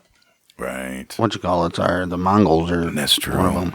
Chicago. At least 3 were convicted. Melvin Rode Chansey, who was president of the Chicago chapter from 97 to 99. He was sentenced to 9 years in prison. David G. Poley Ollendorf, president of the Spring Valley chapter from 2003, was sentenced to 4 years in prison. And Richard A. Abrams, a former president of both the Rockford and Spring Valley chapters, he was sentenced to 3 years in prison during trials in June and July of 2006. Oh, shit. Damn. Their group carried out the June 25th, 1994 shooting of a rival club president in Cook County, threatened to bomb a rival gang's clubhouse in Kankakee in March of 1995, and they planned 2 murders in Peoria and Joliet, crimes they committed to protect sales of cocaine and meth, with a street value of $624,000 from 93 to 2002. Yep, and that's all in Illinois, apparently. We'll move on to Indiana. 2016, law enforcement received public backlash for heavily patrolling the area where the Hells Angels was holding a charity for educational programs for children with special needs. Citizens took issue with authorities summoning the Chicago area SWAT team. Right. Why are they? They're in Indiana. And helicopter unit for the relatively small bike night, which attracted about 80 motorcycles to the small bar where the event was hosted. One Angels member summed up the public's feeling in an interview. He says, "As far as what we view as excessive law enforcement buildup that's always present at our events, they've made it clear to us they don't want motorcycle clubs in Porter County. We do understand the need for law enforcement in our society. However, what happened Thursday night was a waste of their talents and a waste of our tax dollars." Damn right it was. Get it. That same Hells Angel member then once again reaffirmed that the main purpose of his club was for men to ride motorcycles together, and that this was a purely charitable event. We just want to ride our motorcycles together and wear leather coats that match. Right. He then spoke about how his chapter... rape a couple people, right. Or, whatever. He then spoke about how his chapter is working to support the communities that support his club. Good for you. Sometimes they do. I mean... Right. Moving on to Maryland, then. Pagans member Christopher J. Brennan shot and wounded 3 Hells Angels at a bar in Deal on May 30th, 2002 when he fired shots from a van with a .32 caliber pistol. Brennan pleaded guilty to reckless endangerment and was sentenced to 90 days in jail. What? After prosecutors dropped additional other charges, which included attempted first-degree and second-degree murder due to a distinct lack of witness cooperation. I guess only in Maryland, home of Baltimore, can you get away with shooting out of your car and only get 90 days in jail for it. Right. Crazy. 3 members of the North Beach Hells Angels chapter President John Anthony Beale, Vice President Louis James Hall, and Cornelius Wood Alexander, as well as Hall's wife, Tracy Eugenia Hall. They were indicted on federal drug charges and firearm charges. And they were arrested by the ATF during a series of simultaneous raids on the 24th of July in 2003. Federal agents uncovered 17 firearms, over 270 rounds of ammo, that's it, 270 rounds of ammo, a bulletproof vest, and meth during the raids. Gotta have that meth. Well, it's probably the bulletproof vest and the meth that really got them. According to affidavits filed in federal court, 2 undercover ATF agents who had infiltrated the Warlocks witnessed Beale sell cocaine to 2 Warlocks members at the Hells Angels Clubhouse May 3rd, 2003. The arrest followed a nationwide investigation into the Hells Angels, which also resulted in operations against the club in 5 other East Coast states. Oh, wow. Cool. Oh, you're going to get, Massachusetts is going to have some shit. There's another mafia/gangster state. Take a look at Massachusetts. The Hells Angels established chapters in Lowell, Lynn, Salem, Cape Cod, which is headquartered in Buzzards Bay, Berkshire County, headquartered in Lee. The Bad Company chapter in Lowell, founded in 1966, was the club's first branch on the East Coast. Cape Cod, isn't that like a A Richie Rich area? I think so, Fucking bikers riding around with top hats and shit. Anybody can see behind them. Hell's Angels are the most significant motorcycle gang involved in drug trafficking in Massachusetts. And they have also collaborated with the Boston faction of the patriarchal crime family in loan sharking and narcotics distribution. But they have. You know, they're going to do some violent incidents as well if they're involved with the mafia. Well, I mean, it's just Hell's Angels in general, but there you go. Hell's Angels members were among a group of 20 people, 15 men, 5 women, charged with various offenses after a battle with police on Lowes Andover Street, December 14, 1969. Violence erupted when police officers arrived at a house party in response to complaints from neighbors who were threatened with a rifle. Jeez. Oh, man. Around 45 officers, including reinforcements from neighboring towns, were required to arrest the group. I would assume. Really? 5 popos were injured. Patrol wagon was damaged in the incident. Several rifles and sawed-off shotguns were seized, along with clubs and daggers, as well as pills. Hell's Angels member Alan Hogan, along with Gilbert LaRoque and Joseph Corderone Jr., they abducted Linda Condone outside a bar in Beverly in the early hours of 9th of August, 1975. Forcefully took the keys to her Newburyport apartment, which her and her husband lived at, a former member of the Hells Angels. His name was Theodore Condon. Well, LaRoque held Linda Condon captive in the back seat of Corderone's Cadillac. Hogan and Corderone, a police officer in the city of Beverly. Corderone was? Right. Oh, wow. They entered the apartment and beat Theodore Condon with clubs, inflicting severe injuries, including fractures of the femur, and both tibia, a severe contusion on the left side of his face, a through-and-through laceration of his left ear, a perforated left eardrum, and a fractured skull. What think you hurt? I bet you the femur fractures hurt more than anything. I know it. Linda Condon was then taken to a motel room in Peabody, where she escaped through a window and called the Popos after LaRoque fell asleep. Oh, he's probably dead. Trio convicted of kidnapping, assault, battery by means of dangerous weapons, and mayhem. Like me. The Massachusetts Appeals Court reversed all convictions because, in its view, the trial judge improperly forbade cross-examination of the Condones, designed to show bias because criminal charges stemming from a 1971 drug indictment were pending against them at that very time. And you can't do that. So what? Should have let him fucking get cross-examined. Stupid. Right. September 84, Salem Hells Angels chapter member Bill Leary and another motorcyclist were arrested by the Massachusetts State Police for operating under the influence after leaving a nightclub in Revere. Leary was subsequently charged with 3 counts of assault and battery and 3 counts of making threats after an incident occurred when officers attempted to strip search him at a Peabody police station. Oh. He was ultimately acquitted. Right. Why are you strip searching him for? Right. 2 Angels members were accused of raping a woman at the Lynn's chapter's clubhouse during the 1997 funeral of former chapter president Alan Hogan. Oh, Alan Hogan died, guys. Shit. Look at that shit. Salem Hells Angels members James Costin and Thomas M. Duda were charged with assault and battery following an attack on an off-duty police lieutenant, Vernon Coleman. They call him Skip. What if him and his brother started a law firm and with another guy, his last name was Day? Right. The law firm of Day. Yeah, they assaulted an off-duty police lieutenant, Vernon Skip Coleman, at a Lynn bar. Skip. On the 24th of November, 2004. Coleman suffered a severe facial laceration after being punched and kicked. Well, Costin pleaded guilty May 18, 2005, and was sentenced to 2 to 4 in prison with 15 months to be served and the rest suspended for 5 years probation. Oh, look at him. During a traffic stop, Route 107, January 6, 2005, Hells Angels member Christopher Ranieri fled into a marsh after State Trooper Daniel Crespi observed what he believed to be a gun under his jacket. Oh. Police eventually coaxed Ranieri out of the swamp and arrested him on several charges. He was given a 90-day suspended sentence for assault on a police officer. That's it. That's cool. Good for him. I mean, it is what year? 2000. 2005. Oh, damn. I expect that to be like 1985 or something. That's because they didn't find a gun and they had to fucking do something because clearly they didn't have probable cause of pulling him over. Right. Eric Franco, Sergeant at Arms of the Lynn Hells Angels chapter, found to be in possession of a firearm and ammo on 3rd of May 2011. When the Popo were called to the apartment he shared with his girlfriend and her child after receiving a report that Franco had assaulted his girlfriend. Franco's criminal record in Massachusetts includes 3 convictions for assault and battery by dangerous weapon, as well as convictions for indecent assault and battery, failure to register as a sex offender, breaking and entering at night with intent to commit a felony, and conspiracy to violate the Controlled Substances Act. Is it breaking and entering a felony? Right. At night's even worse, I guess.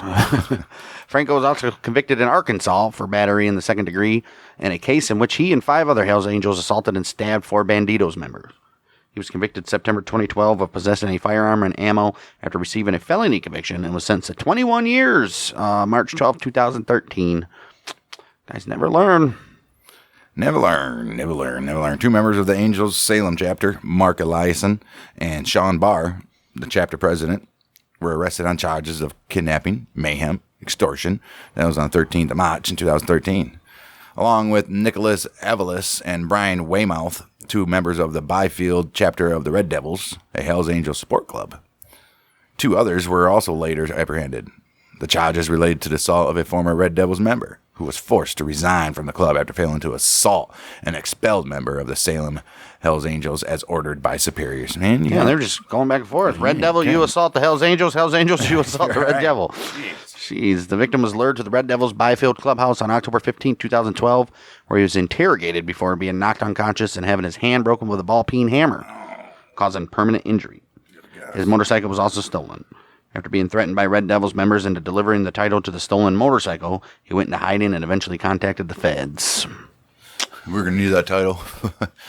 Right, I got to go to Secretary of State. Was the bike really that important? Barr, Eliason, Weymouth, and another Hells Angels member, Robert DeFranzo. They pled guilty to conspiring to commit violent crimes, maiming, assault with a dangerous weapon, assault resulting in serious bodily injury, racketeering also. And they did that in February of 2015. Barr and Eliason were each sentenced to 8 years, while DeFranzo and Weymouth sentenced to 4.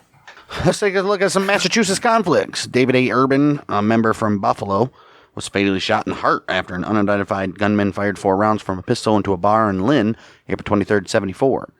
Mark W. Verbon, a Menlo Park, California Hells Angel, was also wounded after being shot 3 times in the stomach and the leg, while 2 other club members escaped unharmed.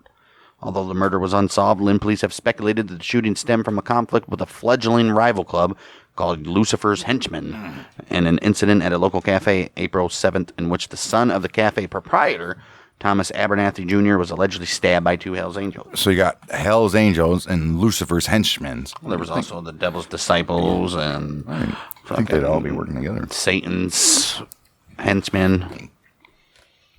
Hells Angels reportedly emerged victorious in this very feud, seizing the colors of 10 or 11 Lucifer henchmen members. Another 3 rival bikers fled the state. One of the Hells Angels charged with the non-fatal stabbing, Whiskey George Hartman Jr., was murdered in Florida on the 3rd of April when he could face trial. Wow. Before he could face trial. A man sentenced in the cafe assault was released from prison days before. Abernathy Jr. was seriously injured by a nail bomb left on the porch of his home on the 24th of March, 1975. He was blinded and lost his left arm and his right hand in an explosion. Oh, shit. Like a package or something? He went to pick it up and said, kaboom. A bunch of nails. Damn. Well, during the early hours of September 20th, 1981, James Rich was stabbed numerous times in the legs after being attacked outside a bar in Revere Beach by 4 unidentified men believed to be Hells Angels members, who accused him of being a member of the Devil's Disciples. The following evening, 3 friends of Rich, Robert Cobb, Arthur Corbett, and Andrew Million, went to the bar seeking revenge on any Hells Angels present. Million shot bar patron Dana Hill in the head with a shotgun. Holy shit. Hill, who was not a member of any motorcycle gang but had the appearance of a biker, died 3 days later. Damn, he lived? For 3 days. Must have been some bird shot in there or something. Must have been across the bar. Holy shit. You get shot in the head with a shotgun, usually there's nothing left. After discarding the murder weapon in the body of Wada, Cobb, Corbett, and Millian, they were arrested by the Popo and indicted on first-degree murder on the theory of joint enterprise. May 19, 1982, Corbett and Millian convicted of murder in first degree. Cobb convicted of murder in second degree. The trio sentenced to life. So I guess that old degree didn't really matter, did it? 2 Angels members were stabbed in Revere on November 8, 1991, allegedly by Devil's Disciples members. Oh, shit.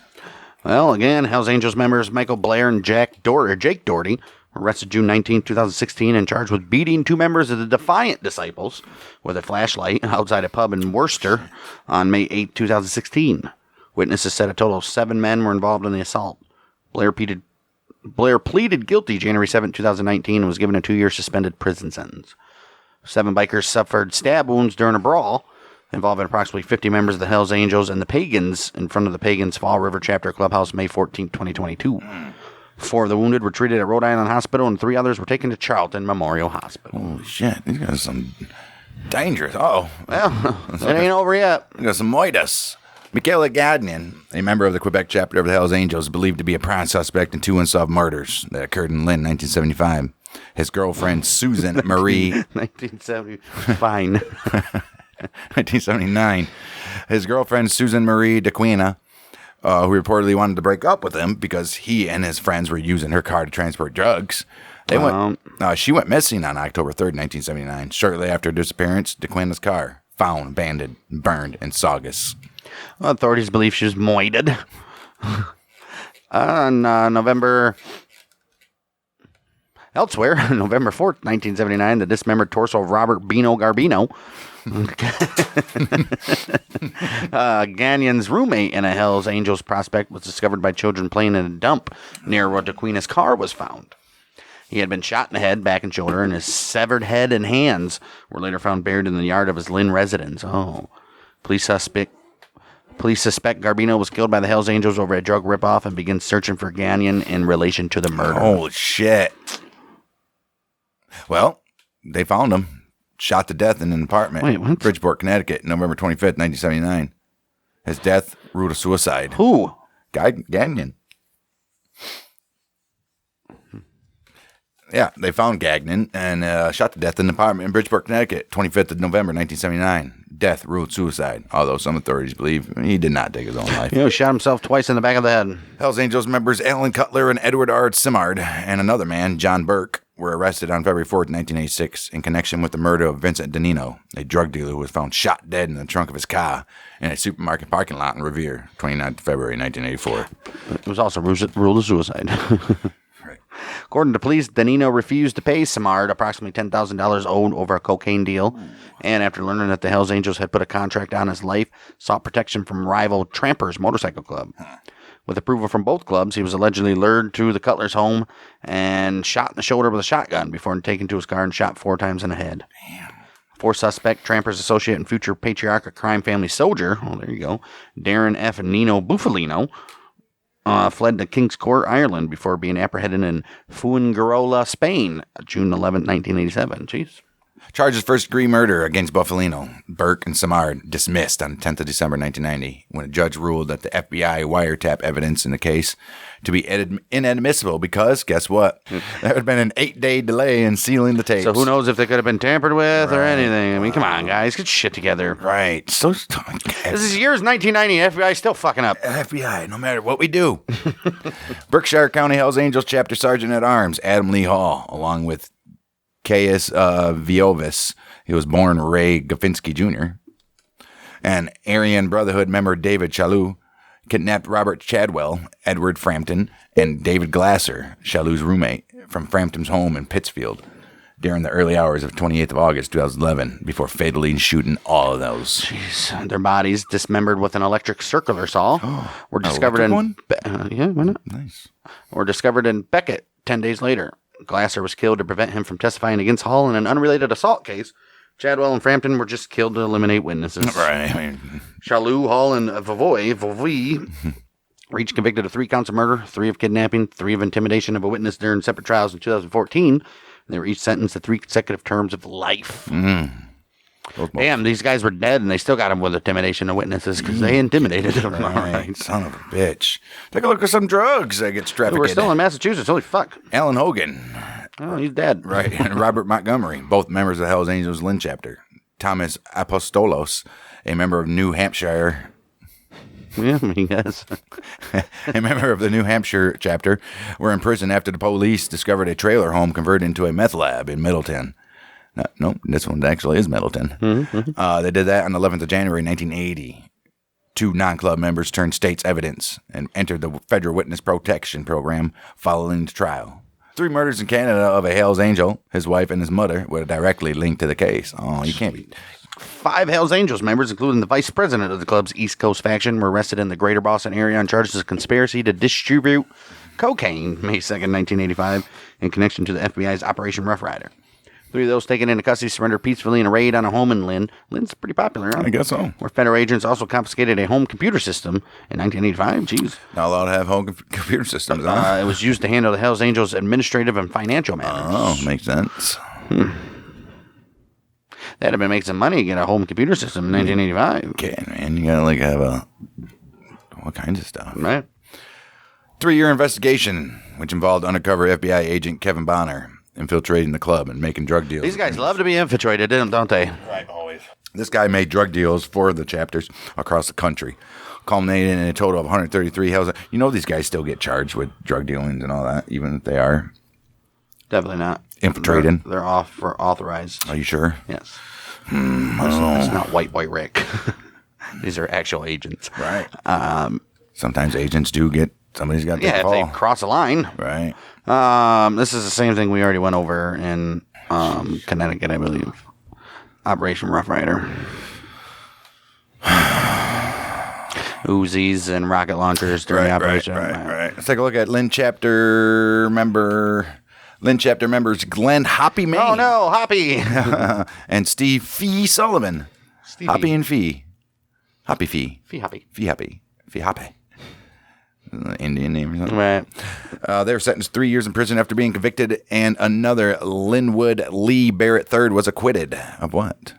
13 members and former members of the Lowell Hells Angels were indicted on September 1991 on charges of conspiracy to distribute meth as part of a drug ring that operated in Massachusetts and in New Hampshire between 1987 and 1991. A further 5 Hells Angels were arrested on drug charges in connection with the case on June 1st, 1992. 12th of January 1993, chapter president Charles T. Pasquiotti, they call him Doc, and 14 others were sentenced after earlier pleading guilty to possession with intent to distribute meth and conspiracy. Sentences range from 15 years for Pasquiotti to 3 years probation. Okay. Several government witnesses in the case, including Crazy Eights MC president Galen Blake. Whoa. He's just a witness. Oh, okay. Crazy Eights associates David and Larry Machado, Die Hard's MC president Gordon Tardif, and Hells Angels associate Robin Golden. They entered the federal witness protection. Damn, a whole president of a chapter had to say, bye, I got to go to witness protection. He could have just said no. Right. Obviously, he was facing some shit on his... The DEA began an investigation of the Salem's Hells Angel chapter in February of 95. As part of an undercover operation, DEA agent Phil Muallo infiltrated the club for 18 months and purchased kilos of drugs from Gregory Greg Domi. And they claim to have such a strict policy for letting people Every around. single chapter has been infiltrated. Look, sure, come on in, bud. He purchased kilos of drugs from Gregory Greg Domi, who was the chapter president, as well as the Hells Angels leader on the East Coast, and other members. Wow. And others. Why is the president doing these things? All right, it's so stupid. The investigation was also aided by the use of an informant. July 1st, 1995. Bartolomeo? John Bartolomeo, they call him Johnny Bart, and another Hells Angels. They chased Gerard Giorgio. Oh, my goodness. Gerard Giorgio. I'd say that 10 times fast. They chased Gerard Giorgio, a member of the Devil's Disciples, down Route 3 as he rode his motorcycle and badly beat him and stripped him of his colors after catching up with him, leaving him in critical condition. Oh, Johnny Bart then killed another Devil's Disciple member, William Michaels. They call him Cat. He did that on the 29th of July, 1995. Jeez. Well, Michaels was riding his motorcycle on Route 18 in Weymouth when Bartolomeo accelerated an automobile into him. The operation culminated with the arrest of 16 Hells Angels members and associates during raids on 10 locations, including the Sailor Chapter Clubhouse, September 5th, 1996. Quantities of cocaine and meth were also seized. All 16 people indicted were convicted. Domi was sentenced to 20 years imprisonment in 97 after pleading guilty to running a criminal enterprise that sold coke and meth. Oh, shit. Oh, Johnny Bart pled guilty. Possession with intent to distribute. Conspiracy to distribute. Cocaine and meth on the 21st of May, 1998. State and federal authorities agreed not to charge him with the attacks on 2 Devil's Disciple members in conjunction with a plea agreement. Sentence, 35 years. I don't think it matters. 35 years anyway. They murdered somebody. Right. They just love their meth. Oh, my gosh. Got drugs off the streets. Yeah, they're also involved with some arm trafficking, as 2 Hells Angels members, a prospect and an associate, were arrested on firearms charges in March 86 as part of Operation 1%er, which was an ATF investigation. Full Patch members George Harvey of Revere and Peter Lazarus Jr. of Lynn were convicted. Harvey was sentenced to serve a year at FCI Danbury, while Lazarus was sentenced to probation. Oh, that ain't too bad. Right. Good for you. Do it again, guys. Racketeering. More racketeering. What? That's what they do, man. Freaking racketeering in Massachusetts, is there? Didn't we just ever have one for racketeering? We did not. You sure? We had a bunch of people charged with racketeering. Wow. Hells Angels took over ancillary activities of the Patriarcha crime family's Boston faction, such as loan sharking and drug dealing, from the East Boston-based trampers, who had previously overseen operations under contract with the Mafia since 1986. Hells Angels member Mark Rebel McKenna was one of the 11 men indicted on charges of loan sharking and racketeering on the 9th of June, 1987. They got charged him for operating the largest loan sharking ring in United States history, which collected $3.5 million from approximately 350 victims. Jeez, the indictments followed a 2-year state and federal investigation of organized crime in Boston. Joint investigation of the Hells Angels Boston, Salem's chapters by the ATF, DEA, MSP, and Internal Revenue Service. You gotta get them IRS agents in there. That began in January 2007, resulted in the arrest of 6 club members on various charges during a series of raids September 20th, 2007. Christopher Sweeney pleaded guilty to possessing a firearm and a silencer and was sentenced to 2 years and 4 months imprisonment December 4th, 2008.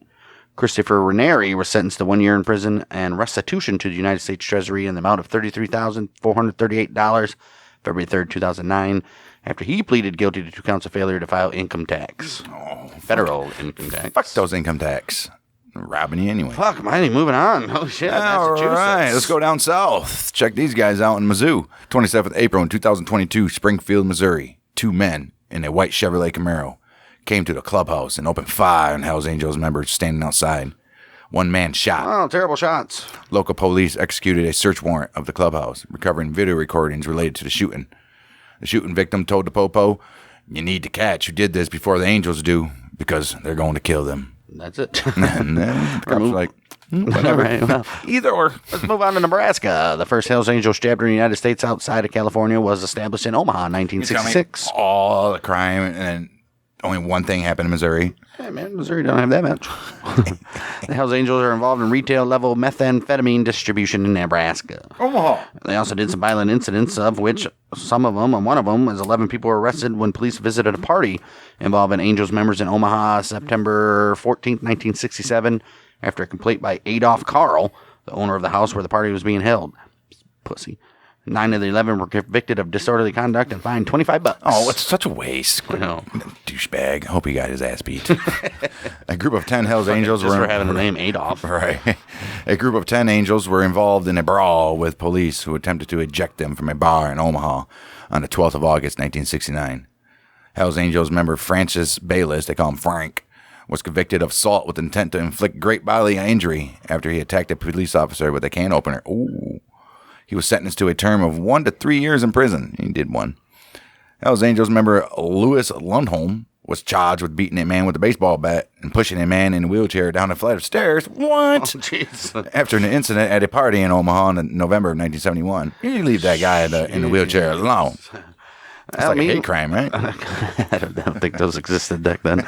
Meanwhile, the North Omaha home of Nebraska State Liquor Commission Inspector John Dupre was bombed on April 7, 1972. The ATF discovered that the bomber used dynamite with a 4-inch fuse. August 72, federal agents raided the home of Hells Angels member Roger Level in East Omaha on suspicion of his connection to the explosion. While weapons and drugs were found, no related explosives were reported. Oh, fantastic. Dude, what the hell? Why? State Liquor Commission? Would he shut down one of their bars or something, probably? Probably. 2 bodies discovered west of the Elkhorn River, southwestern Douglas County, April 1973. Suspected to be those of Omaha Hells Angels members, Louis Lundholm and John Peterson. Oh, no. One had been shot in the head, and the other's skull had been fractured with a blunt instrument. Ooh. Hells Angels Leslie Fitzgerald was shot and killed during a fight involving 2 couples outside of Hells Angels party in North Omaha. What the fuck's going on in Omaha, man? On July 12, 1980. Fitzgerald's killer was acquitted of second-degree murder by reason of, you guessed it, self-defense. That'll happen. Jay Witt sentenced to 30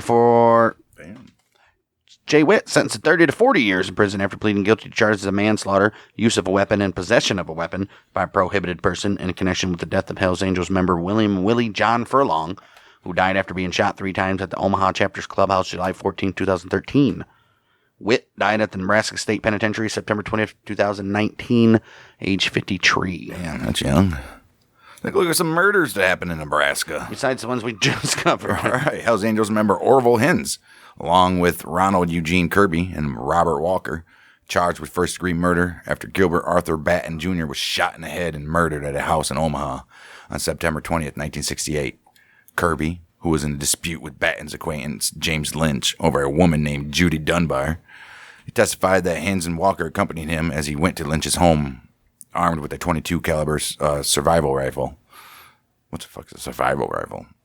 And he said that Batten was killed when the rifle accidentally fired as the trio assaulted Batten. I'm sure that's exactly what happened, right? Kirby was convicted of Batten's murder, sentenced to life. Hells Angels member Thomas Edward Red Nesbitt killed Mary Kay Harmer at a drug party at his Omaha home during the early morning hours of November 30th, 1975. With the help of Nesbitt's friend and neighbor Wayne Bieber, Harmer's body was dumped in a manhole in Carter Lake, Iowa, after being stored in Bieber's garage for approximately 36 hours. Authorities theorized that Harmer was lured to Nesbitt's home by two women seeking a sexual partner for two Hells Angels, and that she was murdered when she resisted their advances. Her remains discovered by an engineering crew in April of 1984. 9 years later. Damn, forensic experts were unable to determine the cause of death. Nesbitt was arrested for Harmer's murder as well as for conspiracy to manufacture meth. Gotta get him on that meth charge. DA agents did that while living under an alias in New Carlisle, Indiana on 26th of October, 1984. His Brazilian girlfriend, Ana da Silva, was also arrested on drug charges. Nesbitt, convicted of murder in first degree on 7th of March, 1986, sentenced to term of life. Well, it wouldn't be Hells Angels if there wasn't drug trafficking. When the Bureau of Narcotics and Dangerous Drugs set up a front operation dealing in narcotics, gambling, and porn in Omaha after infiltrating the Minneapolis, Minnesota chapter of the Hells Angels via identical means beginning in December 1969. April 21st, 1970, Minneapolis Hells Angel member Stephen Paul Liley obtained heroin from Roger Curtis Level and Dale Ray Corky Haley. Nice. Vice President and Secretary Treasurer of the Omaha Angels chapter, respectively, in Omaha. Oh, look at that. Fucking Omaha. Shit. The drugs that had been furnished by Minneapolis chapter Vice President Roger Lee Sheehan, who purchased them from the Oakland chapter. 1 ounce of heroin was sold by Liley in an Omaha motel to Special Agent Jack Walsh, who was posing as a bookie. Haley and Lavelle, they sold 2 ounces of heroin, and Omaha chapter President Gerald Franklin Smith sold meth to Special Agents James McDowell on the 15th September 1970. Wow. McDowell and Liley, a government informant, and the brother of Stephen Liley, made another drug deal with Haley, Lavelle, and Smith on 14th October 1970, purchasing 3 ounces of heroin along with meth. Haley, Lavelle, and Smith were arrested October 15, 1970 as part of a federal operation, which also resulted in arrests of other Hells Angels in Minneapolis and San Francisco. Haley was convicted of conspiring to sell narcotics, while Smith was convicted on 4 counts of unlawfully possessing and selling narcotic. Isn't the same? And 1 count of conspiracy. Level failed to appear for trial in February of 71. Makes sense. He said bye. Right. 10 members and associates of Omaha Angels, including chapter president Walter Larry Phillips and treasurer Lamont Kress, indicted 18th February 1981. They are indicted for their role in a conspiracy that used intimidation, assault, torture, and murder to establish a monopoly of meth trade in the Omaha area.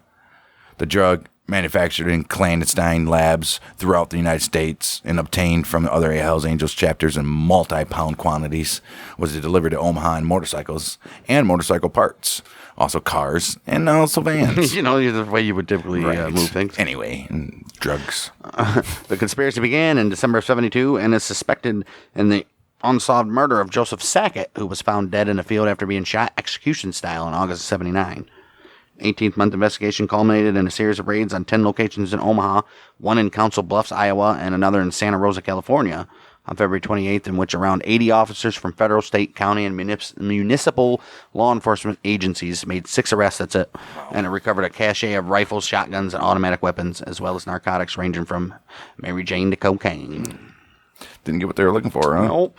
4 Hells Angels members, Gary Apkert, James Jim Bob Cronin, Kelvin Davenport, and Raymond Buzzard Gerhart, and also Janice Fitzgerald, the widow of a slain Hells Angels member Leslie Fitzgerald. They were all convicted of felony firearms violations and also drug possession, the 30th of November, 1981. Well, good for them. Omaha Police Department initiated a 3-year undercover investigation targeting a cocaine distribution network in the Omaha metropolitan area. The FBI became involved in an investigation called Operation Zookeeper in July of '82. Well, there we go. Went to hell. Federal grand jury indicted 43 individuals, many of them Hells Angels, in 1983. By the end of the year, 15 members of the drug ring had been pled guilty, and many of the others were later convicted. Wow. Okay. Arrests that were made during a series of coordinated raids carried out in Omaha, 2nd of May, 1985, as part of Operation Rough Rider. FBI investigation of Hells Angels that can commence 3 years prior. Undercover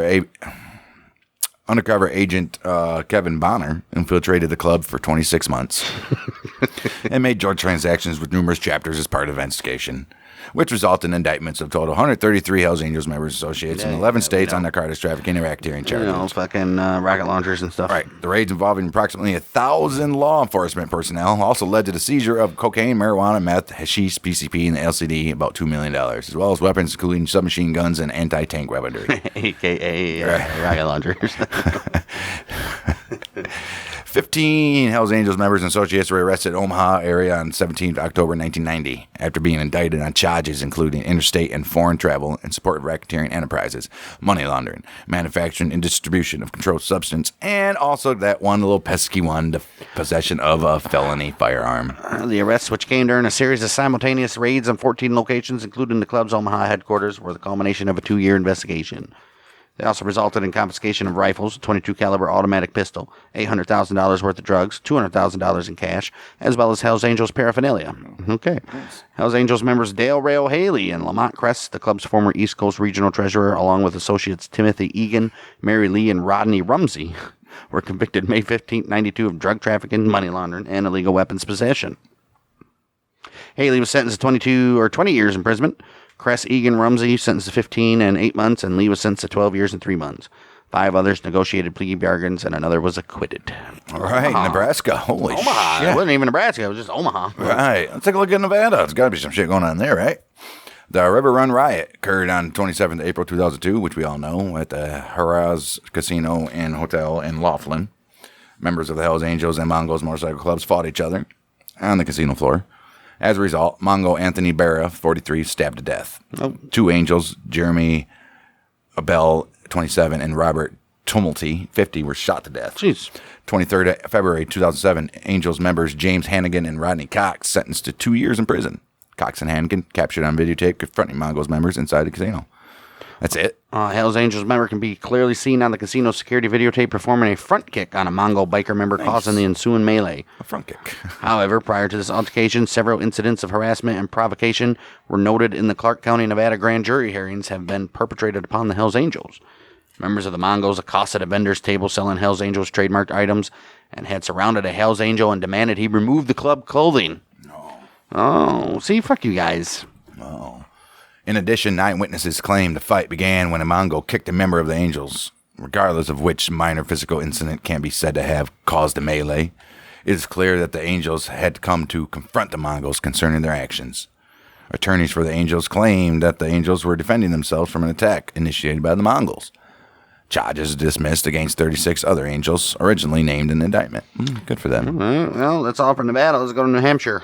11 members of the Hells Angels Lowell, Massachusetts chapter were arrested on narcotics-related charges during a raid by 26 federal, state, local law on a dwelling in Nashua. Oh, that's why. On September 9, 1969, a cache of heroin was also seized. Chapter President Donald James Skeets Picard was convicted on 2 counts of heroin trafficking and sentenced to 2 concurrent 20-year prison sentences. Damn. Wow. 12th of June, 1972, Angels members Robert Gardner and Kevin Gilroy. You got it. Were shot while riding their motorcycles on Interstate 93 in Londonderry by Dean Dietis, a member of the Devil's Disciples, who fired at the pair from a moving vehicle. Gardner was wounded and Gilroy murdered. Oh, he ain't got it. Right. Dietis was arrested in Key West, Florida on the 2nd of November, 1982. Was brought up to New Hampshire to face trial for Gilroy's killings in May of 1983 after a 5-month extradition process. He was convicted of second-degree murder later that year and sentenced to 18 to 40 years. Hells Angels formed their first chapter in New Hampshire when members from Massachusetts and Maine established a branch in Manchester in March of 2000. An innocent bystander was wounded with a shotgun during a fight involving the Hells Angels, Outlaws, and Milford and Company motorcycle club outside a restaurant in Manchester April 16th. 2010. Why is that in the fucking middle of that? I don't understand it. Right. Hell's Angel member James Cunningham was among 4 men arrested June 2017. Federal drug trafficking charges following an investigation that spanned several years. Holy shit, Cunningham. He sold meth to an individual who was cooperating with the FBI. On 4 separate occasions he did this. He did that in Manchester and Merrimack between the 23rd of May and November 20th in 2013. He pled guilty to meth trafficking, sentenced to 3 years and 3 months. He did that. They did that on the 10th of May, 2018. All right, so not much in New Hampshire, but there's a lot in New Jersey. Oh, jeez. During their war against the Breed in the 1970s, the Hells Angels carried out a grenade attack on the home of the Breed's national president in Plainfield. 1983, 2 members. National president? National president. Shit. What has he got? 7 members. Right. 1983, 2 members of the Binghamton, New York Hells Angels chapter were charged with assault and attempted murder after a shootout with the New Jersey State Police in Hope Township. No shit. Jeez. And the Angels established their presence in New Jersey in 2002 with the founding of Prospect chapter in Newark, which was sponsored by Angels chapters in New Rochelle. Right? I'm assuming. All right, which are sponsored by Angels chapters in New Rochelle, New York, and New York City. The Newark chapter formed following a treaty between the Angels and the Pagans in February 2002. The New Jersey faction is small, but it's backed by the New York City chapter, one of the club's largest. I mean, it's right there. 3 Hells Angels were beaten by a group of Pagans members and associates outside a bar in Woodland Township, January 1st, 2005. 1 Hells Angel, Vincent Honcho Heinrich, was airlifted to Cooper University Hospital with head injuries after being struck with a wooden board. Oh, shit. No arrests were made.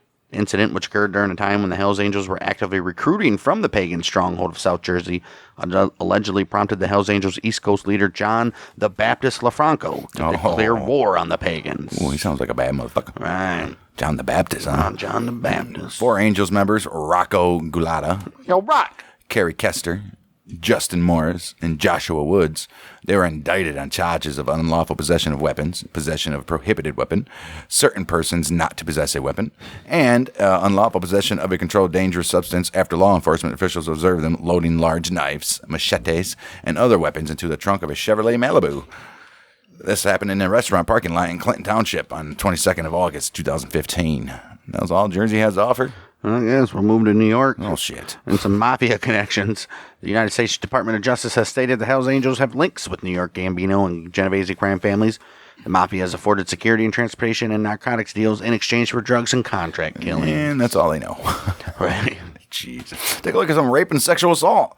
Hey. All right. 8 members of the Hells Angels who were in New York City to attend the funeral of murdered club member Jeffrey Groover Coffey was arrested on suspicion of the March 10th, 1971 gang rape of 17-year-old girl in a leather goods store in East Village, Manhattan. The bikers allegedly returned to the store owned by Eugene Pritzert to pick up goods that they ordered the day before. When Pritzert told them the goods were not ready, they began abusing him, waking Pritzert's girlfriend, who was asleep in the rear of the store. Oh, shit. While some members guarded the store owner, others took turns beating and raping the girl. Oh, man. After approximately, why does this guy have a 17-year-old girlfriend? Mm-hmm. After approximately 6 hours, Pritzert managed to escape and alerted police. The girl identified her alleged attackers in a police lineup. The 8 men, Robert Gardner, Robert Marshall, and Carr Peretta from Massachusetts, Thomas Fusco, Edward Robinson, and Kevin Seymour from New York State, Kurt Grudel from Ohio, and James Ordfield from New York City. Well, he could have been included in the New York State one. Right. They're all charged with rape, sodomy, unlawful imprisonment, and criminal trespassing. Holy shit. Jeez. Take a look at assault, murder, and conflict with rival clubs. Let's just do all these in one. College student Bruce Meyer shot 5 times in the head at point-blank range with a .22 caliber handgun fitted with a silencer in the parking lot of his apartment in Brewster on 14 December 1975. Law enforcement sources stated that Meyer was murdered by the former president of the Connecticut Angels chapter in retaliation for him killing an Angels member in a car crash on July 3rd, 1975. I don't think he meant to. Jeez. September 94, near Buffalo at the Lancaster Speedway drag races, there was a clash between the Hells Angels and a rival biker gang, resulting in 2 deaths and multiple injuries. Who's the rival biker gang? We'll never know. January 28, 2007, a woman named Roberta Shalavi was found badly beaten on the sidewalk outside the Hells Angels clubhouse at 77 East 3rd Street in East Village, Manhattan. The resultant investigation by the NYPD has been criticized by the group for its intensity. The police refused access to the Hells Angels clubhouse and responded by closing off the area, setting up sniper positions, and sending an armored personnel carrier. Damn, they're about to have a standoff. Damn. After obtaining a warrant, the Popo searched the clubhouse and arrested one Angels member, who was later released. The group claims to have no connection with the beating of Shalabi. If they did, it's because of her last name. 5 security cameras covered the entrance to New York chapter's East 3rd Street clubhouse. But the New York Hells Angels maintains nobody knows how Shalabi was beaten nearly to death at their front door. A club lawyer said they intended to sue the new city of New York for false arrest and possible civil rights violations. So the footage didn't show anything? Right. Or what? There's some drug trafficking. A meth trafficking network run by members and associates of the Hells Angels Rochester chapter, operated in western New York from 2002 through July 9, 2010, was dismantled after an investigation by the FBI, the DEA, the New York State Police, Genesee County Sheriff's Office, all the way from Michigan, huh? Right. The city of Batavia Police Department and the village of Leroy Police Department. James Henry McCauley Jr., the vice president of the Rochester chapter and the leader of the drug ring, sentenced to 25 years in prison, July 2016. Richard Marr, former president of Club's Monterey chapter, which is in California, supplied the Rochester Hells Angels with meth and trafficked the drug to New York from California. He's sentenced 10 years in federal prison in August 2016. Rochester Angels members Richard E. Reedman and Jeffrey Tyler and 3 associates, Donna Boone, which is Macaulay's wife, whoever that is, Gordon Montgomery. Was the vice president and drug ring guy. Okay. Gordon Montgomery and Paul Griffin. They pled guilty to drug trafficking offenses based on their roles in the conspiracy. Reidman was sentenced to 37 months in prison, Tyler to 18 months in prison, Boone 3 years in prison and 12 months of home incarceration. 3 years probation and a year of house arrest. Damn. Montgomery, 6 months in prison, and Griffin... 60. 60 months in prison. And Griffin, he got probation. Oh, good for him. Additionally, Rochester Hells Angels member Robert W. Bugsy Moran Jr. sentenced to 18 months in prison, and Gina Tata was sentenced to 3 years probation, while Timothy Stone was sentenced to 12 months in prison on charges related to the case. New York didn't really have much going on either, huh? Well, let's go to North Carolina. Come on and raise up. I don't think a lot of stuff's going to be going on there with the mafia. That's and all that. obviously more West Coast. That's what Hells Angels are, man. Right. Take a look at North Carolina. Helicopter. Raise up. North Carolina's first Angels chapter, founded in Durham, 24th of July, 1973, was then followed by the Charlotte chapter, which was chartered on October 19th, 1978. It was formed by Michael Franklin Thunder Finazzo, a member of the Hells Angels elite filthy few from Omaha. Oh, they are filthy. And others. Charlotte was home to numerous motorcycle gangs at the time, including the Outlaws, but under Finazzo's leadership, the Angels were able to take control of much of the city's criminal rackets and operated drugs, prostitution, and motorcycle theft rings throughout the state. Well, during the Angels International Rally held at a private campground on Kerr Lake, July 4th, 1981, journalists covering the event for the Charlotte Observer were assaulted by Hells Angels members. Staff reporters Robin Clark and Tex O'Neill were punched, and photographer Mark Sluter was forced to turn over his film at knife point. You better get it over. I'll fucking take a picture of you. The attack was stopped when O'Neill alerted FBI agents who were also observing the rally. Oh, shit. Michael Finazzo and his lieutenant, Tyler Duras, Yank Ferndick, were found shot dead and stuffed in the trunk of an Oldsmobile. That took a turn. Stuffed in the trunk of an Oldsmobile 88, and had plenty of room for about 3 more bodies. That was in Randolph County on September 26, 1981. Damn. What'd you do, Finazzo? Well, at that very time, Finazzo was considered by the Popo to be among the 10 most powerful members of the club. Jeez. Although the murders remain unsolved, the police believe that the killings were related to a feud with Outlaws. The Outlaws taking out big guys. Or it was a power struggle within the Hells. Oh, okay, so they don't know. Right. Actually, I think it's probably the second one. Right. Club members from across the United States, as well as Canada, Denmark, England, and the Netherlands, they attended the burials of both men, which took place in Marshville on 1st of October, 1981. Finazzo's successor as chapter president, Fred Martin Scarnacchia, and another Hells Angels, Thomas Lee Campbell, pistol-whipped undercover DEA agent John Lundrum amidst a scuffle during a drug deal sting operation, in which Scarnacchia was also stabbed at Scarnacchia's home in Fort Mill, South Carolina, July 27, 1982. Authorities then obtained warrants to search a storage unit in nearby Rock Hill, South Carolina, where they uncovered a booby-trapped stockpile of weapons consisted of C4, grenades, ammo, and 2 fully automatic submachine guns equipped with silencers. Holy shit. Those silencers are going to help. You ain't getting. Wow. The ATF was called to investigate the seizure. An explosive ordnance disposal unit from the Fort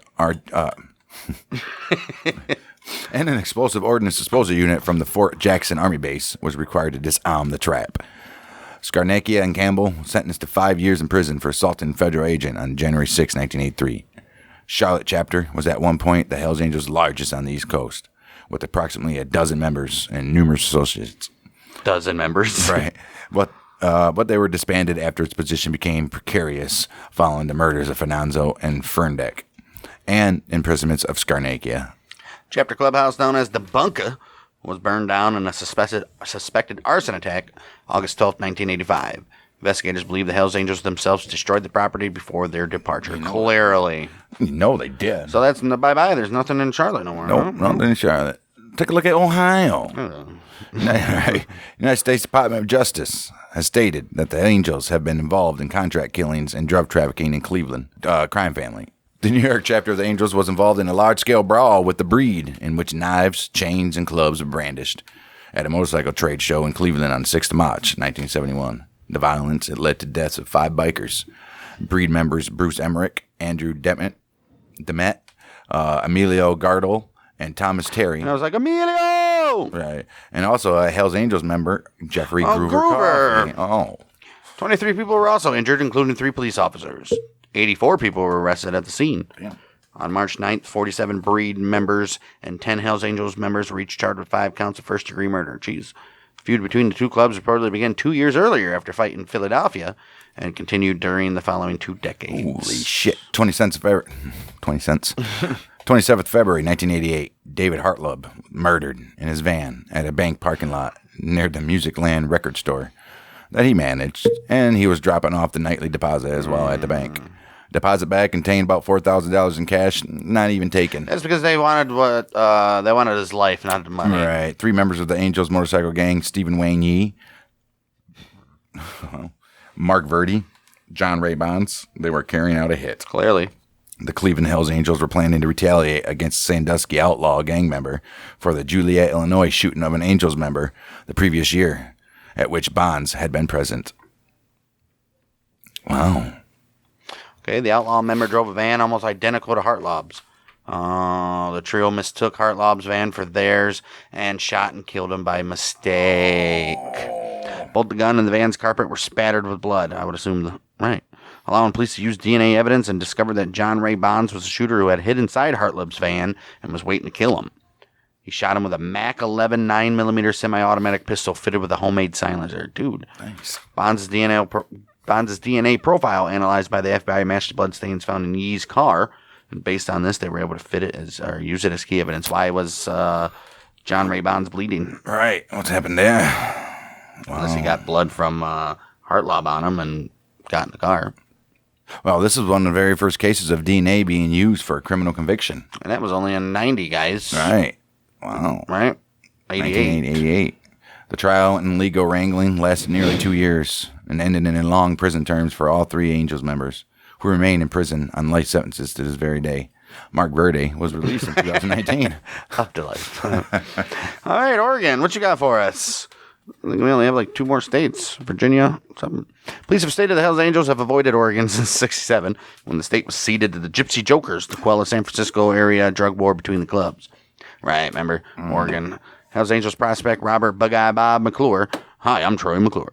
Was convicted of quadruple murder and sentenced to 4 consecutive life terms July 94 for the shootings of Margot Compton, her 6-year-old twin daughters, remember that? Silver and Sandra, and Gary Sessler, the son of her boyfriend, in Gaston, August 7th, 1977. They went up to a cabin and they went up there fucking pieces of shit. Crazy. McClure's alleged accomplice in the killings, Angels hang around Benjamin Psycho Silva. He was never even charged in the case.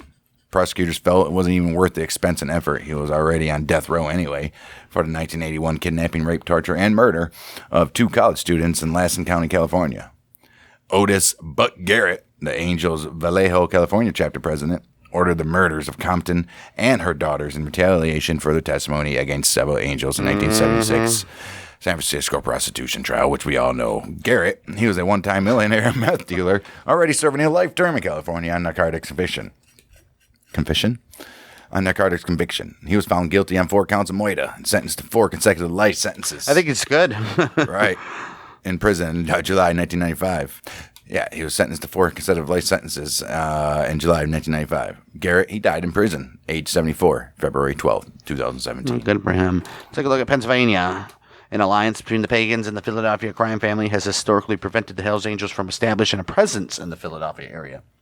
March 2002, a South Philadelphia tattoo parlor owned by the Pagans member who had been involved in a brawl with the Hells Angels on Long Island the previous month was firebombed in what authorities suspect was a retaliatory attack by the Angels. Angels member was stabbed numerous times during a fight between the rival clubs in Northeast Philadelphia in November of 2002 as well. Shit. The unattended clubhouse of the Sons of Satan, a pagan support club, was destroyed by a pipe bomb explosion in Raffo Township, 13th December 2002. The case has yet to be officially solved, although authorities believe it is to be the work of the Angels. An Angels chapter was formed in West Philadelphia in 2004 after 4 high-ranking pagan members, Mark Slowpoke Mangano, Anthony Mint Condition Magini, Thomas Thinker Wood, and James Slim Jim Wysong, they patched over the year before. Look at that shit. Okay. January 1st, 2005, Hells Angels member Vincent Honcho Heinrich was airlifted to Cooper University after being assaulted by a group of pagans outside a bar in Woodland Township, New Jersey, yes, which allegedly prompted the New York-based East Coast leader John the Baptist to declare war on the pagans. Oh.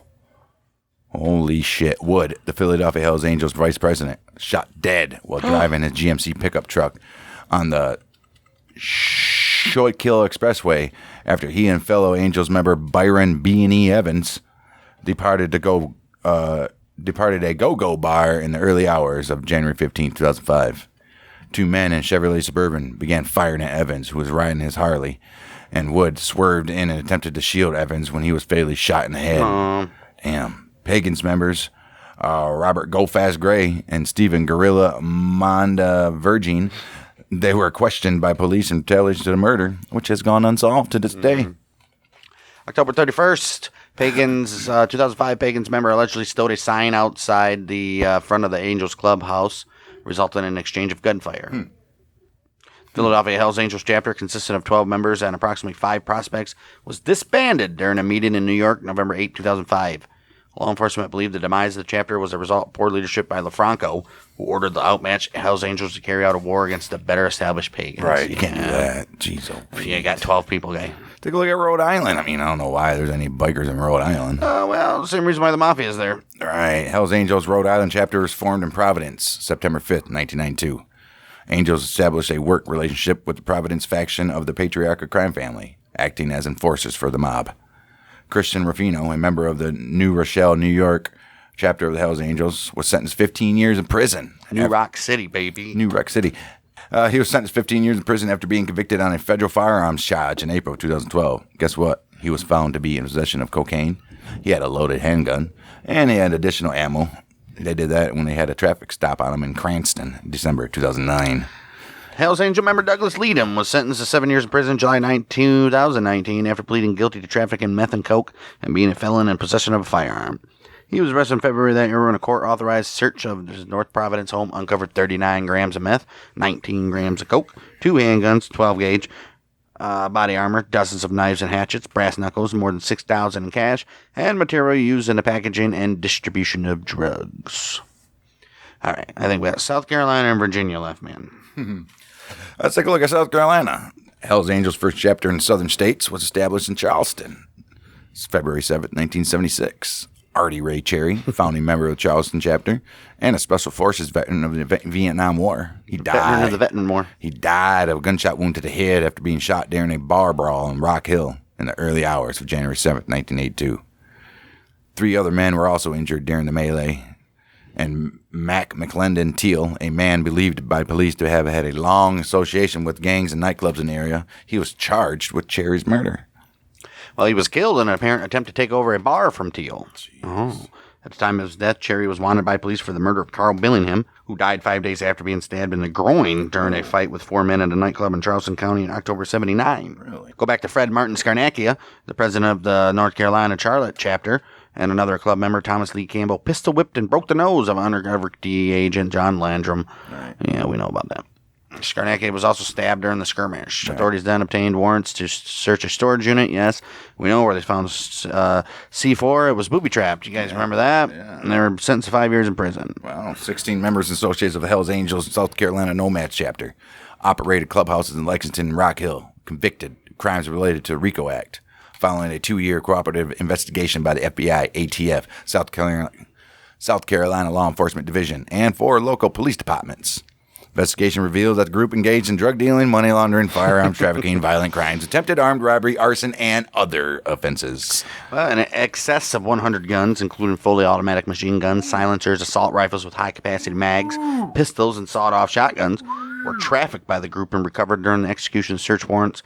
And members of the organization, guess what? They also supplied meth, cocaine, bath salts, and prescription pain pills. The Angels leadership coordinated the criminal activity and received kickbacks from proceeds generated by members and associates of the chapter. Of course, like any fucking organization would do. Bath salts. Remember when bath salts were a thing? Yeah, when that dude ate the fucking other dude's face in Florida. Man, during the investigation, chapter's leadership transitioned from longtime Angels member Diamond Dan Byfield to recent inductee Mark Lightning Baker after Byfield was voted out as You gotta fucking go. You gotta go, bud. Law enforcement began the operation when Byfield made a drug deal with an informant. That's why you gotta fucking go, dude. They arrested 20 people, 16 men, 4 women. They did that in a series of raids in June of 2012. The last of the 16 convicted were sentenced in June 2013. The group sentenced to more than 100 years in prison collectively. All right, I think we're on the last one, Virginia. Here, there might be a Wyoming in here though too. I'm not sure. 4 New York area Hells Angels members and 1 prospect were convicted of ambushing and wounding 2 Southern Virginia-based Pagans members at a motel near Greenville, September 10, 2018. The attack happened as the rival gangs happened to be staying at the same motel while passing through the area and led to one Pagan being shot and the other beaten with a hammer. Dominic Ditchico and club prospect Anthony Milan pleaded guilty to malicious wounding by a mob and use of a firearm in the commissioning of a felony and were sentenced to 8 years in prison, while Nathaniel Villeman, Joseph Anthony Terzo, and Richard E. West all pleaded guilty to malicious wounding by a mob and were given 4-year sentences during the trials held in Staunton in February 2019. Fantastic. All right, there was no Wyoming, but there is a Washington. There has to be a Washington. Hells Angels established a presence in the Pacific Northwest when the club's San Fernando Valley charter. Charter character. All right, the Hells Angels established a presence in the Pacific Northwest when the club's San Fernando Valley charter sponsored a prospect chapter in Spokane, summer of 1993. Hells Angels Washington State Nomads chapter was officially founded on July 16th, 1994. 2016 chapter was established in Seattle as well. All right, let's wrap it up here. 2001, Hells Angels Rodney Lee Rawlness, a former Hells Angel, and Joshua Binder murdered Michael Santa Walsh, who allegedly falsely claimed to be a member of the Hells Angels. Paul Foster, hoping to join the Hells Angels, aided in the murder by luring Walsh to a party at his house and helping cover up the crime. West Coast leader Richard Smile and Rick Fable, along with Rawlness and Binder, were convicted of various racketeering offenses. Fantastic. Holy fuck, shit. dude! It's wow. It's just like a plethora of the same crimes, but in different states. Over and over and over again. Dude. Holy shit. What do we got going on in Australia? Because that's our next Hells Angels one. Hopefully, can we get some more? Can we get other stuff? Right. There's a lot of stuff we can't pronounce. Right. Following the death of Slemenik Sarmashakalaka, the club president was charged with possession of a military-style assault weapon. Oh. Found in the boot of a taxi, which means the trunk. Oh, no. We're going to... Oh, no. A lot of stuff here. Oh, yeah, I mean, there's nothing else you can say. You guys heard it all here. USA, California, done. We'll be moving to Australia for next month's episode, then Canada, then the UK, then the rest of the world. And then we'll wrap it up with George Christie as our closing episode of the Hells Angels. But hopefully a little bit more crazier stuff. And UK is probably crazy, right? It's got to be. We'll see. Either or, go check out our YouTube. Do all the links in the description. I'm not going through it all again. It's 2 hours into this damn episode. We'll see you next week for Remastered, which is going to be on the town of Las Vegas, New Mexico. Oh. Some say the deadliest town in Wild West history, even more so than Deadwood, Dodge City, Tombstone, all of that. So right. take a look at that next week, and we'll see you next month for some more Hell's Angels. We are the Mother Music Industry. Bang, bang.